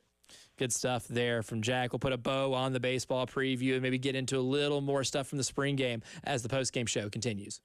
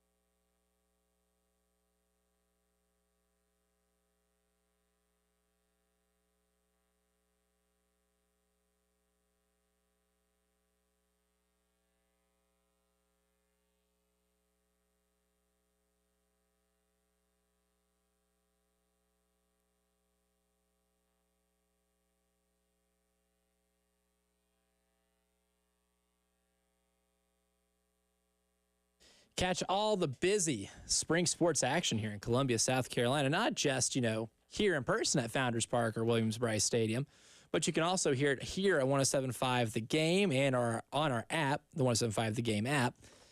Won't be streaming the baseball game and spring game on the Game TV, but for all of our talk shows like this one, you can stream us at the Game TV on YouTube or at the Game TV Radio on YouTube, sponsored by Shepherd's Glass. And then here on the airwaves, you'll be able to hear the game tonight, 6:45 p.m. pregame against Arkansas, 7 o'clock first pitch, 2:45 pregame on Saturday with a 3 o'clock first pitch. And, of course, Derek Scott and Stuart Lake will be on the call for that. And then on a Saturday night, right after the baseball game, and I'm saying immediately after the baseball game, we're going to be going into our spring game coverage with Chris Miller, Terry Ford, Wes Mitchell, and Chris Clark. Like I said, immediately after baseball, we'll get into the spring game. I was joking with Wes Mitchell the other day, we're talking about, different things you could do for the spring game in terms of the radio broadcast. And I was like, man, try to get in the huddle, try to call a play. Might have to do that one year. Might have to see if we can get Wes to call a play in the spring game. We have a lot of aspirations here at this radio station, but I think getting Wes or Chris to call a play at the spring game is one of the ones that are higher up for me. I'd love to see that happen. I got dreams for all of us here in this building. Speaking of the spring game, get into that a little bit before we end the hour. And look, I was talking with Langston Moore in the first segment. If you missed it, just go to our podcast page or 1075thegame.com and go back and listen to it. It was a good discussion about a spring game. And I think the biggest crux of all this is you can only know so much about what you have in a spring scrimmage, an inter-squad spring scrimmage. And, of course, I'm like Jay. I would love to see, an FCS team, whether it be, Wofford, Charleston Southern, Furman, whatever, get to come in here and get to play against somebody. That way you get to see what you have a little bit, because Jay made a good point when he visited us here to kick off the show. If the offense is scoring a ton of points on Saturday, you might walk away from Williams-Brice Stadium thinking, man, defense isn't very good, is it? Or if the offense doesn't score anything, and it's like, man, we might have a quarterback problem, or man, we're really not engineering a lot of points. It's hard to come away with a consensus in a lot of things, but there's a couple things that I'm looking for here in this spring game. And the obvious one is this. We're going to be looking to see how Lenore Sellers and Robbie Ashford look. It's not set in stone as to who is going to be the starting quarterback right now for the Gamecocks. I think going into it, we knew Lenore Sellers is going to start off with the lead if this were a race. He's going to start off at the head of the pack, and then we'll see where it goes afterwards. Robbie Ashford would have to really wow. But I think we'll get to see exactly how they're able to throw the ball, what their throws look like. We're not going to be able to see the running element of both these quarterbacks because, look, the best aspect of Robbie Ashford's game is his ability to scramble. When he was at Auburn, the best thing he did was be able to roll out and scramble and make plays with his feet. We saw last year, whether it be in like the Furman game or even in the Vanderbilt game when he came in, Lenore Sellers makes magic with his feet on the football field. How do the throws look? Is he being able to put good touch on the deep ball? Is he able to, maybe thread the needle? You're going to have a better idea of that, even though sometimes, I'm not saying spring games are glorified 7-on-7s, because Langston Moore did tell us that, when you're playing in a spring game on the line, you're not halving it at all. You cannot, half-ass line play in the spring football game. Funny quote, he liked it to being pregnant. You're not kind of pregnant. You are or you're not. It's one of those things you're not. When you're playing on the line, you're playing or you are not playing. So it's not really like a 7-on-7, but you'll be able to learn a little bit about guys that are bringing it, guys that are competing. And for the quarterbacks, how their throws look. And if they're rushed, how does it look? If they have to roll out to the right or to the left, how do the throws look? You're not going to know a lot about the offense. And I think, Dow Loggins made a pretty good point about the offense and what you're going to be, or at least what you should expect. Ed Bird, if you don't mind, cut number 3, Dow Loggins was asked about, execution and what the offense is going to look like in this spring game scenario. It would be vanilla ice cream, I promise that. I like vanilla ice cream, but not everyone else does. They want the sprinkles and the syrup and, all the toppings, and it's not going to be that. But it's going to be about execution, technique, and fundamentals. Anytime you go on the field, it's important. Every time you practice, it is the most important thing we do. It is the only thing in this program that really matters is practice. It's the only way to get better. It's the only sport. Think about this, basketball and baseball, they play games to get better. We practice 5 times a week to play one game. They play games to get better. So that's why it's really important for us. So it is an opportunity to, I guess we're doing a draft and we'll split up so people will be playing with different people and those things, but it'll be more about technique, fundamentals, making sure we're executing our simplest form of offense. Simplest form of offense. And, of course, if they execute it, then that's good. Obviously, if they're executing the simple forms of the offense, that leads you to believe they can do it whenever it's a little more complex and there's a little more bells and whistles attached to it. You're not going to learn what this offense is going to be on Saturday. You're not. You're not going to learn a ton. But it's going to be fun to watch at least some of the receivers as well when it comes to things like chemistry. I'm excited to see, if there is a good on-field pass-catching chemistry between Jared Brown and Lenora Sellers and Robbie Ashford. Or Gage Larvadan, if there's a good pass-catching chemistry between him and the two quarterbacks. That's something that I'm interested to see in. You're not going to learn a ton, but getting a visual of these guys for the first time under the lights in a simulated football game can give you something to chew on over the summer and into the first early practices of the next semester. Final hour, post-game show coming up here in a bit.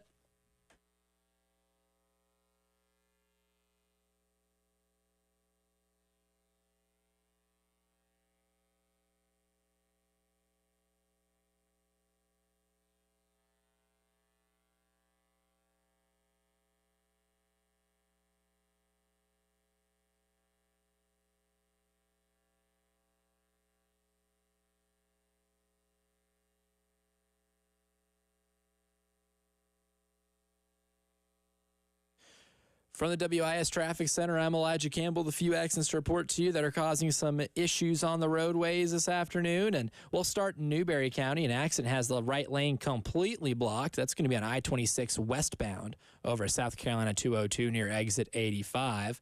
We also have a couple of others in the surrounding counties. Kershaw County, an accident on I-20 eastbound between US 601 and exit 92 are causing some slight delay. We also have one in Richland County on I-20 westbound at Fairfield Road near exit 70 and one on 20 east.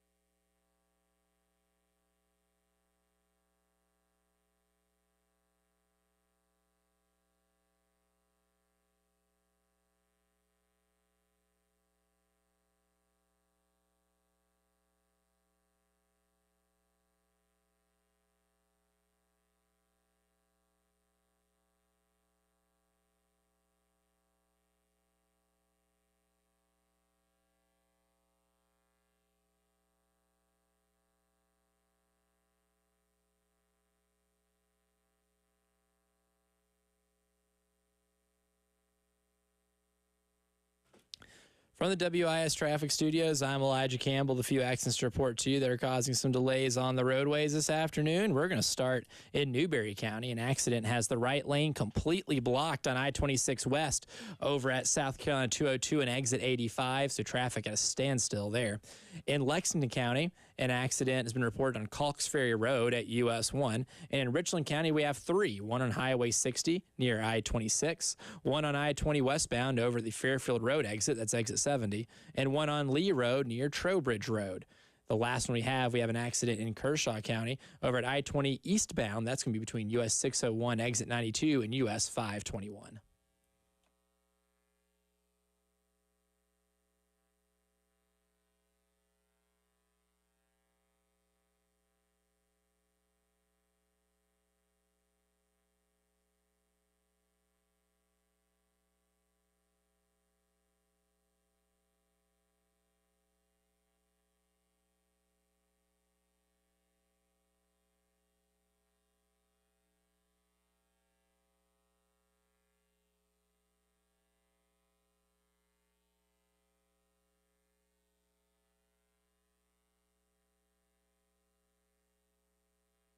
That's right. It's 5 o'clock, and on this program, you know exactly what that means. Time to give you the 5 o'clock news, powered by our friends over at Integrated Media. We'll go ahead and start off with the local stuff, as we normally do. We'll go ahead. Big spring football game tomorrow night at Williams-Brice Stadium. Coverage will be here on WNKT just after the baseball game concludes, and after the baseball game is, or I guess the coverage concludes with Derek Scott in Stuart Lake. And, of course, our man Terry Ford will be on the call, as well as Chris Miller and Chris Clark and Wes Mitchell. So we'll be going all out for the spring football coverage here on the game.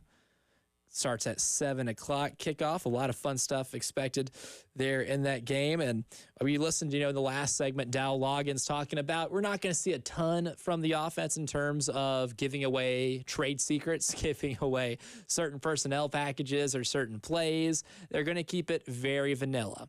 Dow Loggins likes vanilla ice cream. There's a time and place for it. I would agree with that. I didn't get to that part of the sounder, right? Of Dow Loggins saying the offense is going to be vanilla ice cream on Saturday. He says he likes it. I do too. I love soft serve vanilla ice cream. There's a time and place for it. I can't do that for every dessert because it does start getting a little bland. But you know what? There is nothing wrong with it on a nice spring afternoon where you're not trying to give away your trade secrets. So we're not going to see a lot as it pertains to what the Gamecocks are going to be running offensively in 2024. But Ed Bird, if you don't mind, cut number 10, defensive coordinator Clayton White gave us a little bit of intel on what we're going to see defensively on Saturday night at Williams-Brice Stadium.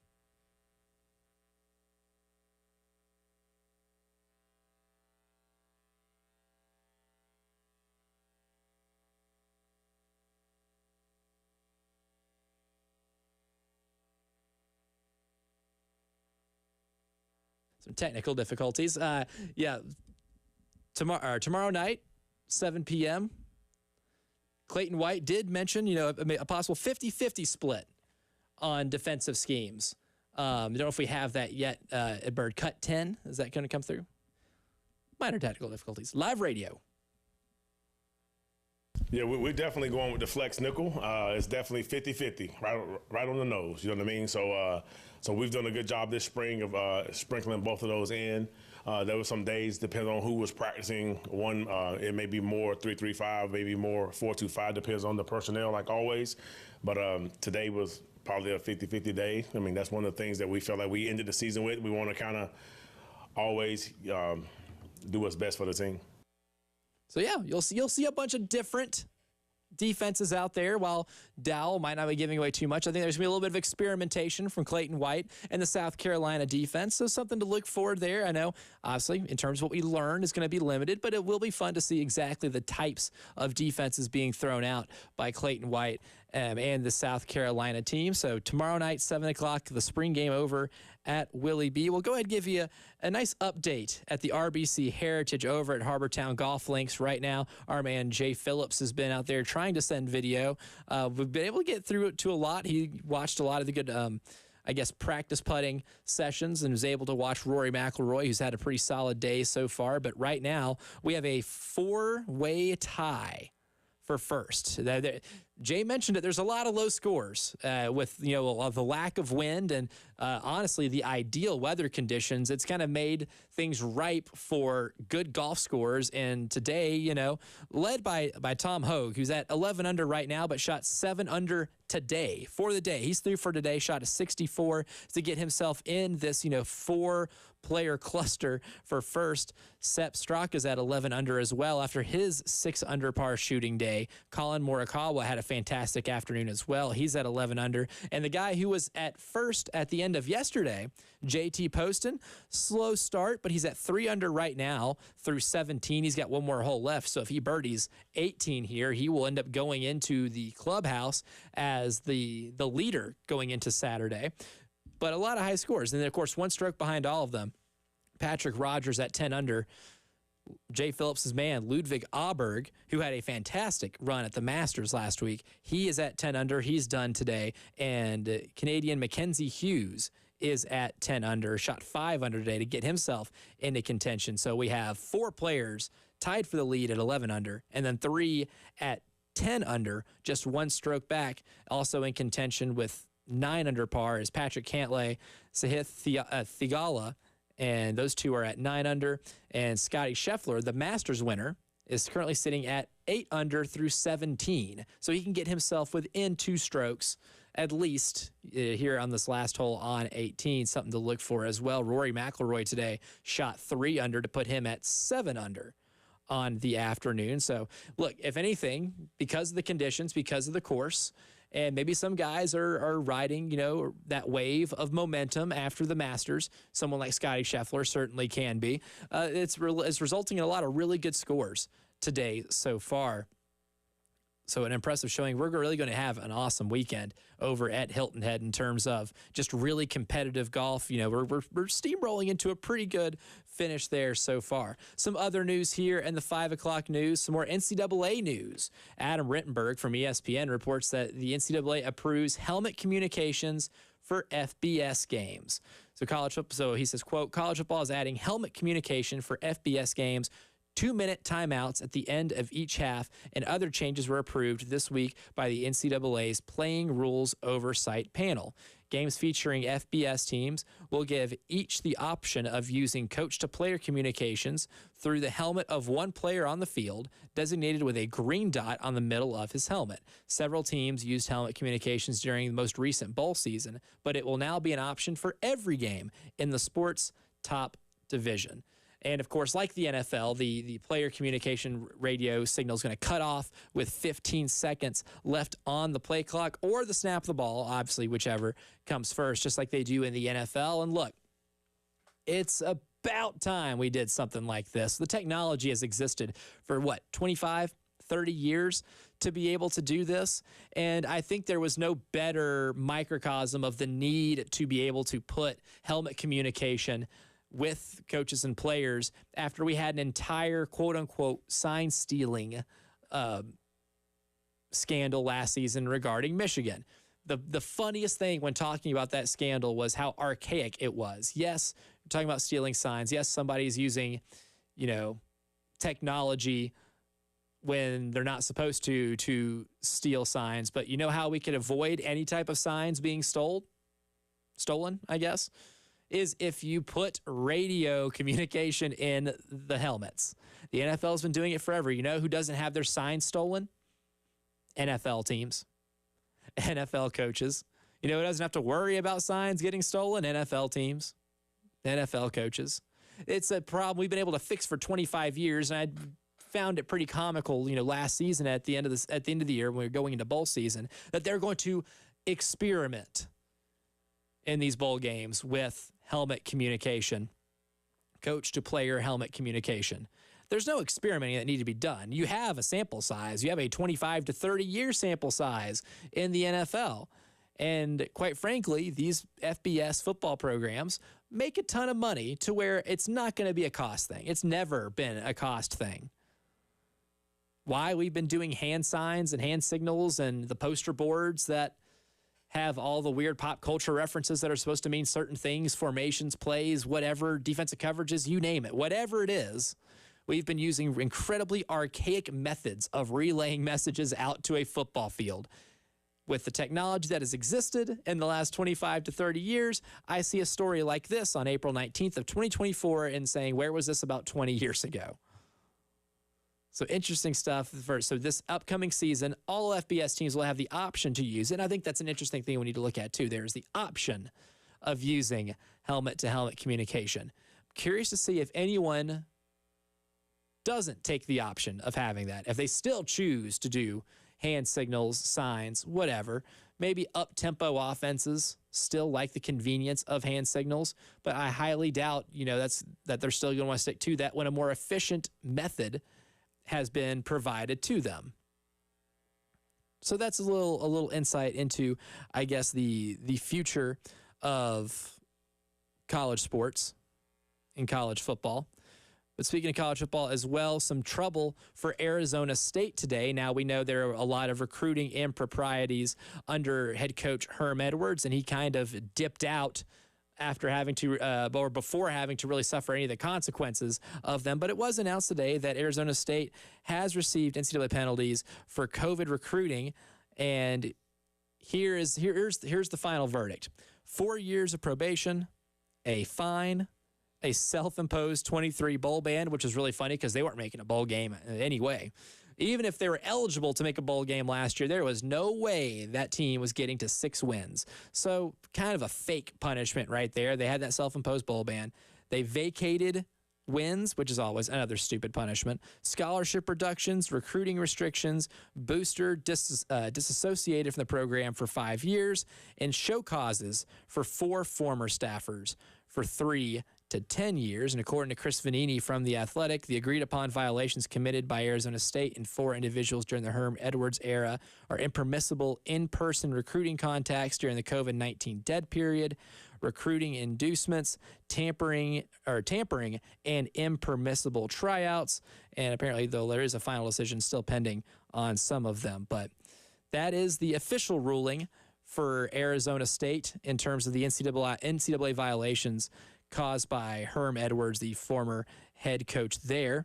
Also have some transfer portal news. That's what we'll end our 5 o'clock news segment here with, is some of the latest from the transfer portal. And one of those Arizona State players that played last year on the self-imposed 2023 bowl ban, in which they were never going to see the postseason, but quarterback Jaden Rashada is expected. He's in the transfer portal right now, and according to Pete Nako said on 3, he's expected to visit a couple schools. And you might say, wow, Elijah, the name Jalen Rashada sounds really familiar. Why would that be? Well, he was the guy who became the poster boy for why a lot of instances of third-party NIL collectives can be a bad thing, and why maybe schools should be able to take over this and operate it as a fundraising arm of the athletic department. Jaden Rashada was a highly touted high school recruit and was one of the more highly sought-after high school football quarterbacks. Florida apparently offered him like $12 million with their NIL collective, and guess who didn't have $12 million? That's right, Florida's NIL collective. So the onus of that kind of falls on Billy Napier as a whole mess. He signed his national letter of intent to be able, with the expectation of getting that money. And then once he signed it and got on campus, they don't have it. So it was a messy situation to get him out of Florida, to get him released from his national letter of intent. He was able to ultimately do so, transferred to Arizona State for the year, and was a quarterback for a lot of the season, where they ended up going 3-9 and didn't go to a bowl game.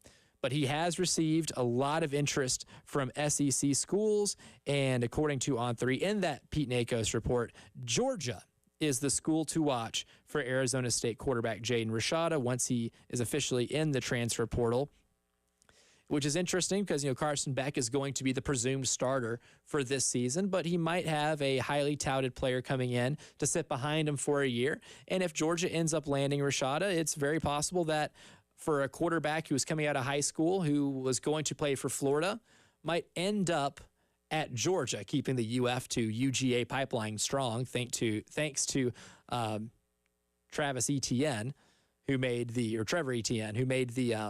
made the swap just this past offseason. So something to watch out for in the world of college football. Big baseball series this weekend. Obviously, we covered a lot of that, but there's a couple more bits of sound for the spring game. The coaches talked. Shane Beamer was on Carolina Calls last night. Offensive coordinator Dow Loggins and Clayton White spoke yesterday. We'll get into more of that sound as the postgame show continues.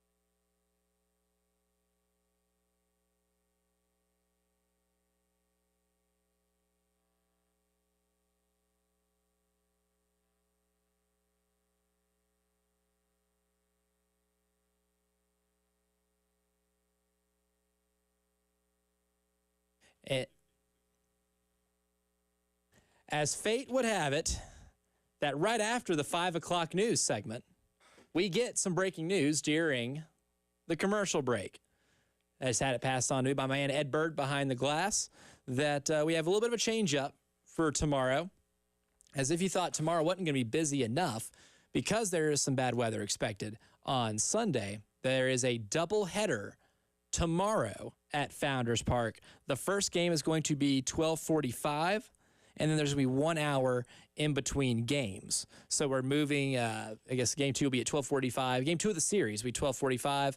Once that game ends, we'll have an hour, and then there will be the second baseball game. And that will impact the spring game a little bit. Spring game will be at 6 o'clock, so moving that up an hour. 6 o'clock on WISW. You know, originally we were going to plan on starting that here on WNKT and 107.5 The Game. But instead, we're going to have a little bit of a mix-up, and on 1320 a.m. is where the broadcast with Chris Miller, Terry Ford, Wes Mitchell, and Chris Clark will begin.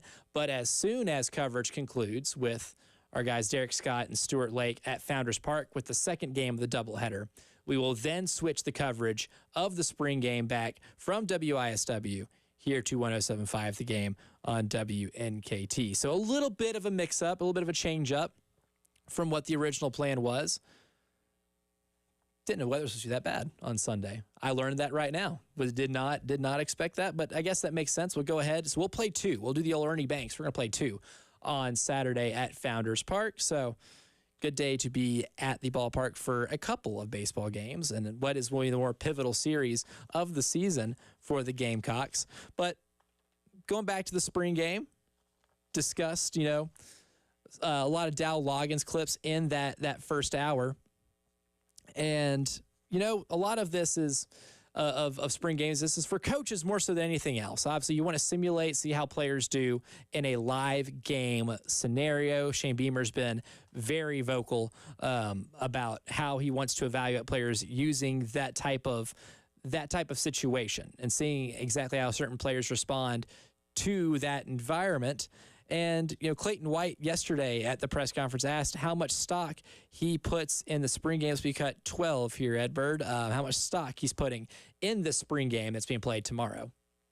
The spring game, I mean, there's some stock for sure because first and foremost, the coaches aren't on the field. I mean, you can't hear the coaches give you that last little coaching point. It's definitely a great opportunity for. It's kind of like a SAT or final exam type of thing. Like, you know, you're on your own now. I know you went and paid for all the training and all of the, you know, the SAT prep, ACT prep. That's old school stuff. I don't know if they do that anymore. But you go get all that prep, and then when it's time to go that Saturday morning go take that test, you're on your own. So that's kind of that's what I take from it. If a guy, I'm gonna know if you really know your stuff Saturday, because when we signal it in or yell it in through the headsets, you have to do. I mean, I can't tell you what else to do. So that's what I take from the spring games, and effort and playmaking ability. Like those things you kind of have a feel for it, but you definitely get to see it more in the game. Look at that Freudian slip from Clayton White at the end there. When we signal the play in, oh, no, when we yell it in through the headsets, because we're not hand signaling anymore. As we went over in the last segment, we are not hand signaling this mess anymore. But that's a good way of putting it, too. I mean, look, for the fan, it might be hard to learn much about what the team is. But from a coaching standpoint, they're looking at how some players are able to communicate on the football field, how they're going to be able to follow instruction. I love the parallel to the old SAT or ACT prep. You know, you can prepare all you want. You're going to be ready whenever this is called. But we'll see exactly who studied and who has not studied for this test. You know, if practice is studying and the games are the test, we're going to see exactly who studied well enough to be able to apply those skills to the actual test. I thought that was a very interesting way of looking at it. Another interesting thing, too, is there are some position battles on this defensive side of the ball. The defensive line seems to be pretty well put together. You got a lot of guys coming back, whether it be TJ Sanders, Boogie Huntley, Tonka Hemingway, but you also have a lot of transfer guys over on the edge. You know, your Kyle Kennards, DeAndre Jules, a lot of players that are going to be on the edge that weren't here last year are going to be trying to fight for position this upcoming year. which means you might have to split some reps here in this spring game on that side of the ball. And cut 15, Ed, Clayton White did discuss exactly what the splitting reps thing is going to look like on Saturday. The game. And I think the earlier question was some of the things we get from the spring game is to go along with your question is like also you get a chance to add depth. You get to see, I mean, you definitely want those guys to go out there and get kind of their preseason game out of the way with the crowd and the spotlight part of it. But you also want to see the young players, the new players, and to see how they perform for the first time. I mean, it'd be our first time seeing them, so it's more of a providing depth. It was the most important thing. I think that's the fun part too. Interesting stuff there from Clayton White. So there's splitting reps, and then there's also other positional battles. One that I was thinking about, I alluded to the edge rusher position battle, and that one's going to be intriguing with the opposing cornerback spot. I think we know for sure, and I feel pretty confident that O'Donnell Fortune's going to be starting. I thought he had he had some ups and downs last year, but you could see a lot of the upside for O'Donnell Fortune. I feel pretty good about him occupying one starting cornerback position, but there's got to be somebody who can help lock down the field on the other side of O'Donnell Fortune. Who's that going to be? Who are we looking for on Saturday to see if somebody can step up and ultimately take that spot next season? Cut number 16, Ed. This is Clayton White talking about that open opposite cornerback slot. Yeah, right now, I think those guys are, kind of like Coach Gray would say, you want to have, not so many highs and lows. I think those guys have done a great job of competing the right way. We've let all of them run with the ones and twos. We let all those guys get the same amount of reps. And I think all three of them have done a great job. I think we really like that room and that competition. And it's still, I think it'll be one of those things where we'll keep evaluating and keep it moving. And, obviously Judge played more snaps last season, so he has a little bit more experience. Emery's an older guy who's matured a lot. He's kind of put his track shoes up. They're hanging on the power lines right now. So it's good, and I think he has focus and he's shown he's taking the next step. I think Emery made the biggest jump in regards of where he was, to me in my mind. And Vakar makes plays all the time, and Judges has the experience, so it's a good group. You heard it there. Judge Collier has a little more experience than anybody else in that group that we're trying to see who can take that opposite spot of O'Donnell Fortune. But he mentioned Emery Floyd making a big jump here in spring practice. Interesting to see exactly, how their reps are split up and exactly how they're able to do against a variety of South Carolina receivers. That was one of the, position groups that South Carolina addressed the most in the transfer portal. Got a few players there, so you're going to get a lot of different looks. I'm excited to see how these receivers look. I'm excited to see how these defensive backs that are not named O'Donnell Fortune defend these receivers. There's a lot to look for. Even if you don't learn a lot, there's a lot to look for and to get familiar with. A couple players that are going to be very key players whenever, August camp rolls around. We talked a whole lot about this Arkansas-South Carolina baseball series, but there's a couple other series in the SEC that are pivotal to the SEC race and in the standings. And there's one between a couple of top 10 teams that might be where the focus of the college baseball world is, and I'll tell you which one that is when we take a drive around the SEC here next.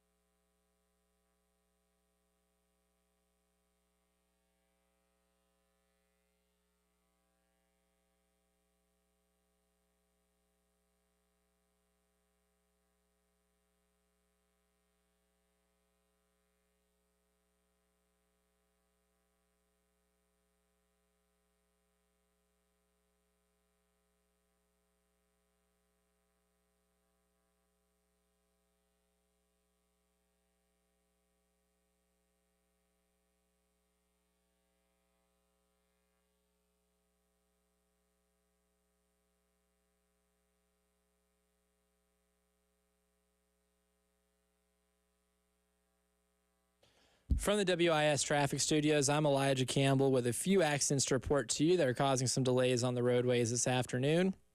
Here in Columbia, an accident has the left lane completely blocked on I-20 eastbound. It's over at the Broad River Road exit 65, and traffic is at a standstill. It looks like, again, that's on I-20 east at Broad River Road near exit 65.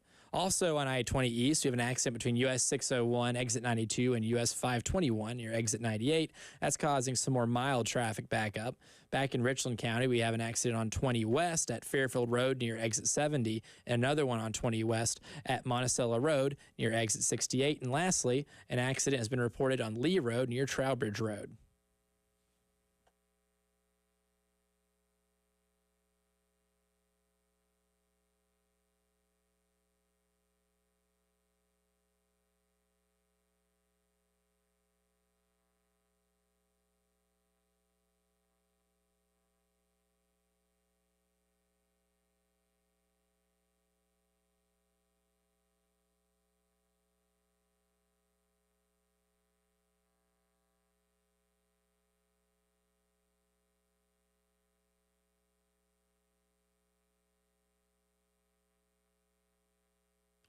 Time to take a drive around the SEC this Friday afternoon. So you know what that means. It means we're going to look at some of the big baseball series going on in the conference for the weekend.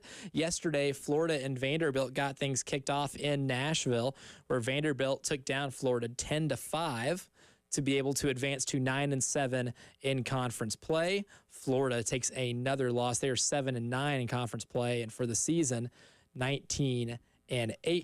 A very tough season for a team that finished national runner-up in the College World Series. So they're going to look to bounce back tonight. They start, their first pitch will be at 7 o'clock on ESPN2 between the Doors and the Gators. We have one final today already. Number 1, Texas A&M traveled to 18 Alabama, which has been a house of horrors for a lot of teams in the conference.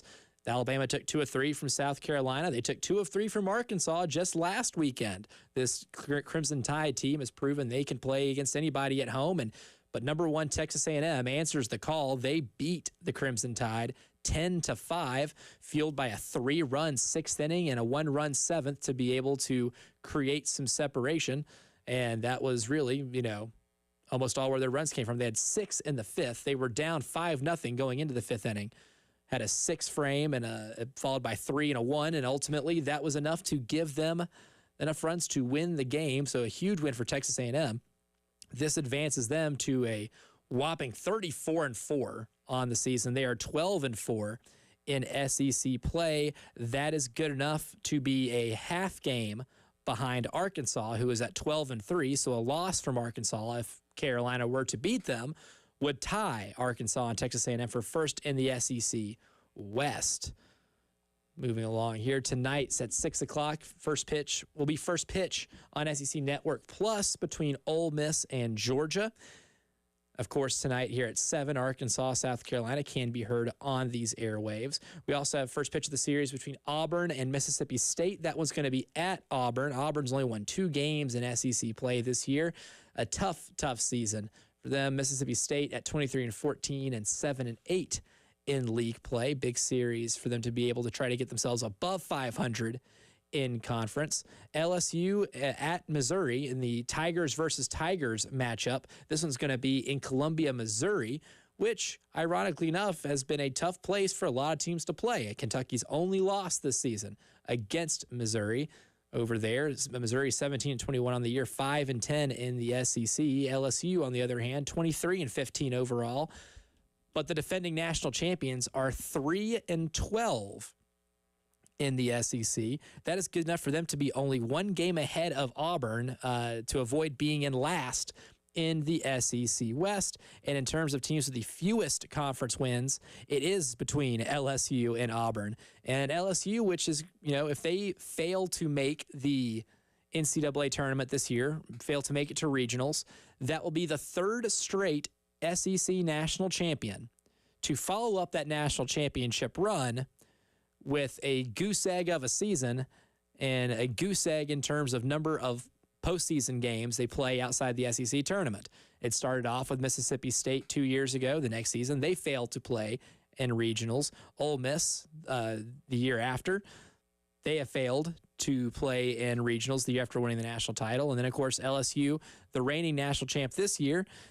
Do they make it? I don't know. 23-15 overall is not a bad record, but when you're 3-12 in your conference, there is something to be said about that. And they don't really have a great metrics-based resume, right? They have, obviously, when you lose that many games, it's hard to. They're 49 in RPI. They're 2-10 in their quad 1 games, 5-3 in quad 2, and they do have a quad 4 loss. It's not a sexy resume at all.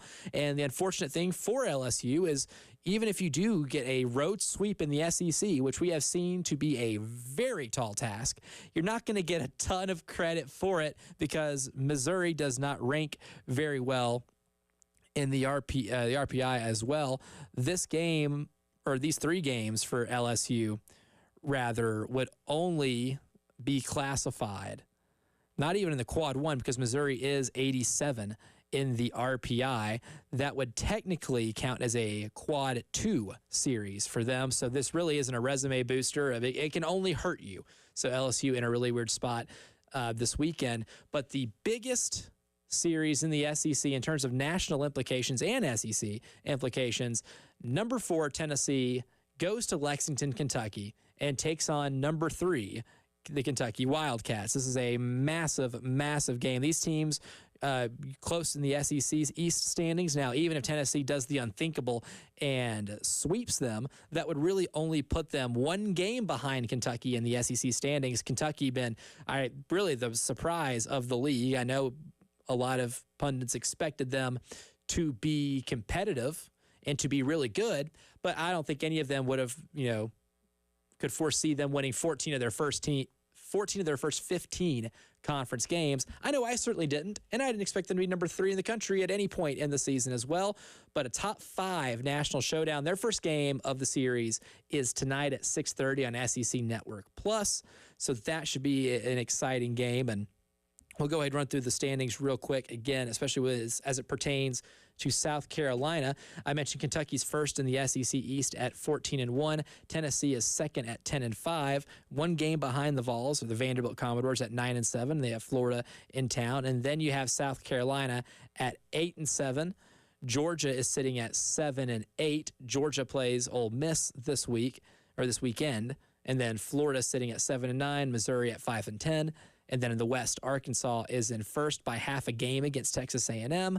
Mississippi State is in a distant third. They are about 5 games back at 7-8 in league play. Alabama's at 6-10. Ole Miss at 5-10. LSU at 3-12, and then Auburn last in the entire conference with only 2 SEC wins to their resume. Also have some SEC news as it pertains to the transfer portal. Missouri last year had one of the worst men's basketball seasons in the history of this great conference by going 0-18 in regular season play and then losing to Georgia in the first round of the SEC tournament to secure the 0-19 season that hadn't happened since Vanderbilt and Bryce Drew's last season when he went winless in conference play. The difference is Vanderbilt canned Bryce Drew. Missouri a little more loyal to Dennis Gates, who was one of the best coaches in the SEC just the year before in terms of the job he did. Well, he's done a pretty good job in the transfer portal so far to ensure that they don't end up winless again. A couple weeks ago, they snagged Josh Perkins, who was an all Big Ten point guard from Iowa, to bolster the roster. And today they made a big splash as former Duke forward and a former 5-star recruit, Mark Mitchell, has announced that he is committing to Missouri. He was a McDonald's All-American out of high school. He averaged 11.6 points and 6 rebounds per game for Duke this season. It's a guy who I almost thought that if you put his name in the NBA draft, he could have been a late first-round pick, maybe an early second-round pick. Instead, he chose to enter the transfer portal and leave Duke. And there were some times this year where he was, arguably the most important player. Solid wing scorer, solid wing defender, is able to guard multiple different positions and has great athleticism. But Mark Mitchell announcing that he is going to be playing for the Missouri Tigers next year. And with the additions of Perkins and Mitchell, I have a slight hunch that Missouri will not go 0-19 next year. And when South Carolina plays them, it's going to be a little bit tougher than it was here this past winter. Staying in the SEC with basketball transfers, Kentucky transfer Adu Thiero, who started a lot of games at the small forward position for the Wildcats, is down to his final 5 schools. One of those is a possible return to Kentucky to play for Coach Mark Pope. He's also weighing the options of going to Indiana, North Carolina, Pittsburgh, and Arkansas. So there is a potential that John Calipari gets player number 2 to leave Kentucky for Arkansas. This past week, Zvonimir Ivisic, also known as Big Z, had announced that he is going to transfer to Arkansas to follow Coach Cal and play on that team. And as of right now, if we are talking about Arkansas players coming back for next year, it is a roster of 1. As of now, the only player we know definitively will be in a Razorback jersey will be Zvonimir Ivisic. So they are still heavily involved in trying to just build a roster that will be able to play. Also, speaking of the Razorbacks and John Calipari, they have announced that they have hired former Louisville head coach Kenny Payne as an assistant coach. Now, before Louisville, Kenny Payne was known as an excellent, top-notch, elite recruiter of talent at Kentucky when he was an assistant coach under John Calipari. He left the Kentucky job to go to his alma mater to be the head coach at Louisville, and as we know, that went swimmingly. It did not go well at all. That's why he's no longer the Louisville head coach. It was a disaster, and what might be one of the worst disasters in the history of college basketball in terms of what has happened to a very storied program. Last season, they went 4-28 in Kenny Payne's first year, which included home losses to Bellarmine, Wright State, and Appalachian State. And they followed that 4-28 season up with an 8-24 season, which featured a couple bad losses as well, including a home loss to Chattanooga in the second game of the year, and also a 6-game losing streak in the middle of the ACC slate, and then followed that up with a 7-game losing streak to end the regular season, and then blew a halftime lead against NC State in the first round of the ACC tournament, and ironically enough, that NC State team ended up going to the Final Four. But Kenny Payne, back on John Calipari's staff at Arkansas. Cal and Payne are now reunited, and we'll see exactly how much better they're able to fill out that roster that only has 1 player on it as John Calipari unites with one of the best recruiters in the country and one he's pretty familiar with and has built many a good roster with. We'll see how that one plays out. Final segment, it's time to wrap up the postgame show coming up right after this.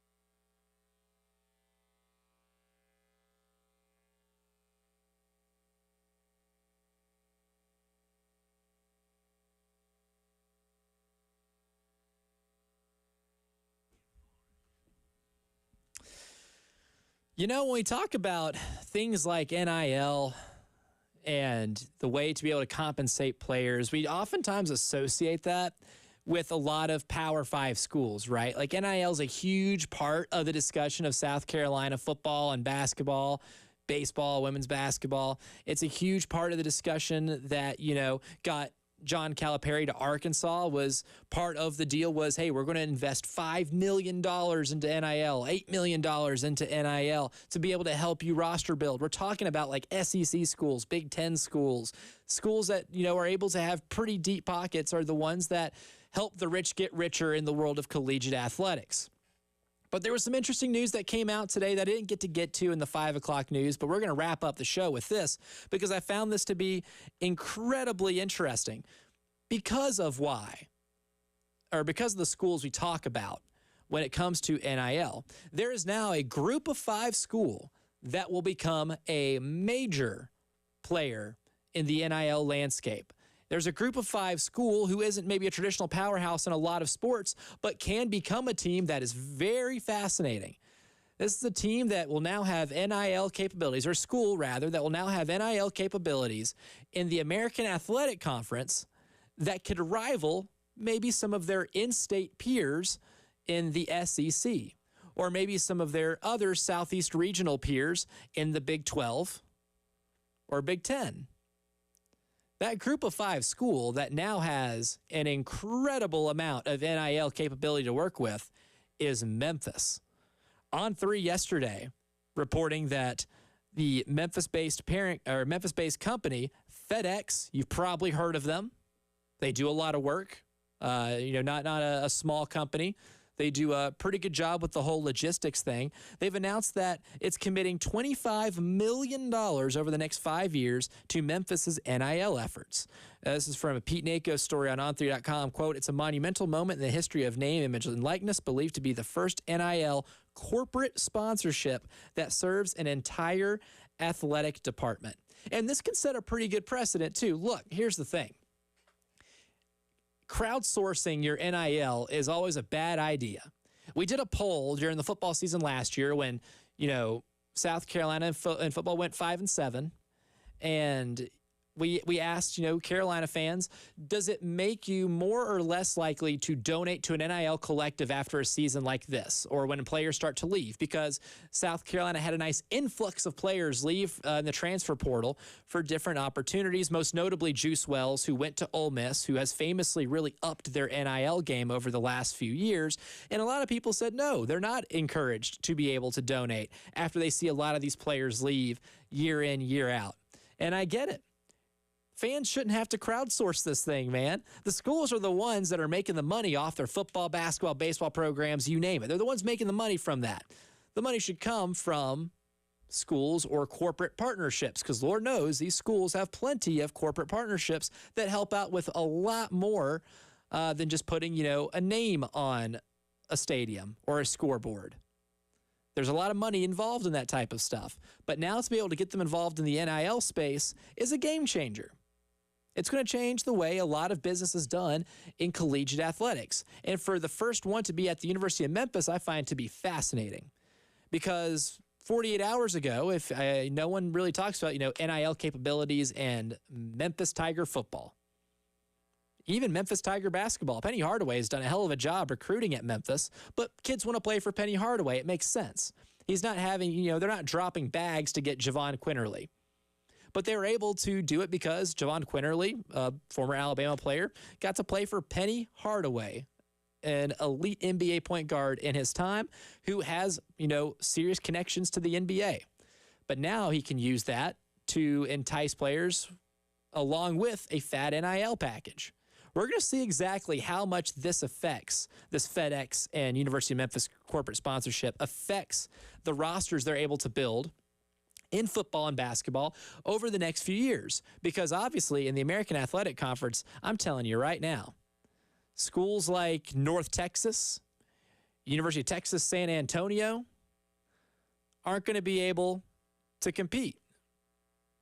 The AAC has become a pretty solid conference across the board. But Wichita State, like in basketball, probably not going to be able to compete with that. UAB in football, not going to be able to compete with that. Charlotte in football, South Florida, a lot of these schools don't have $25 million coming in from a major corporate sponsor like FedEx. So in the next couple of years, this will be a fun guinea pig to see exactly how much more successful Memphis is in this conference than its peers. And we're in this era right now where a lot of people say, just the rich get richer, and the teams that have, or the schools that are able to funnel the most money is going to be able to win. We have a little bit of a guinea pig at the group of 5 level. Does this make Memphis a national player with this massive NIL package to be able to transfer portal recruit like crazy? Or does it still matter exactly the people that are coaching and playing in terms of decision making? We'll see. It's an interesting subject. Big baseball series this weekend. Thanks a ton for Jack Veltri for joining me, for Langston Moore from joining me. I'm Elijah Campbell. Everybody enjoy your big sports weekend here in the beautiful city of Columbia, South Carolina. We'll see you Monday.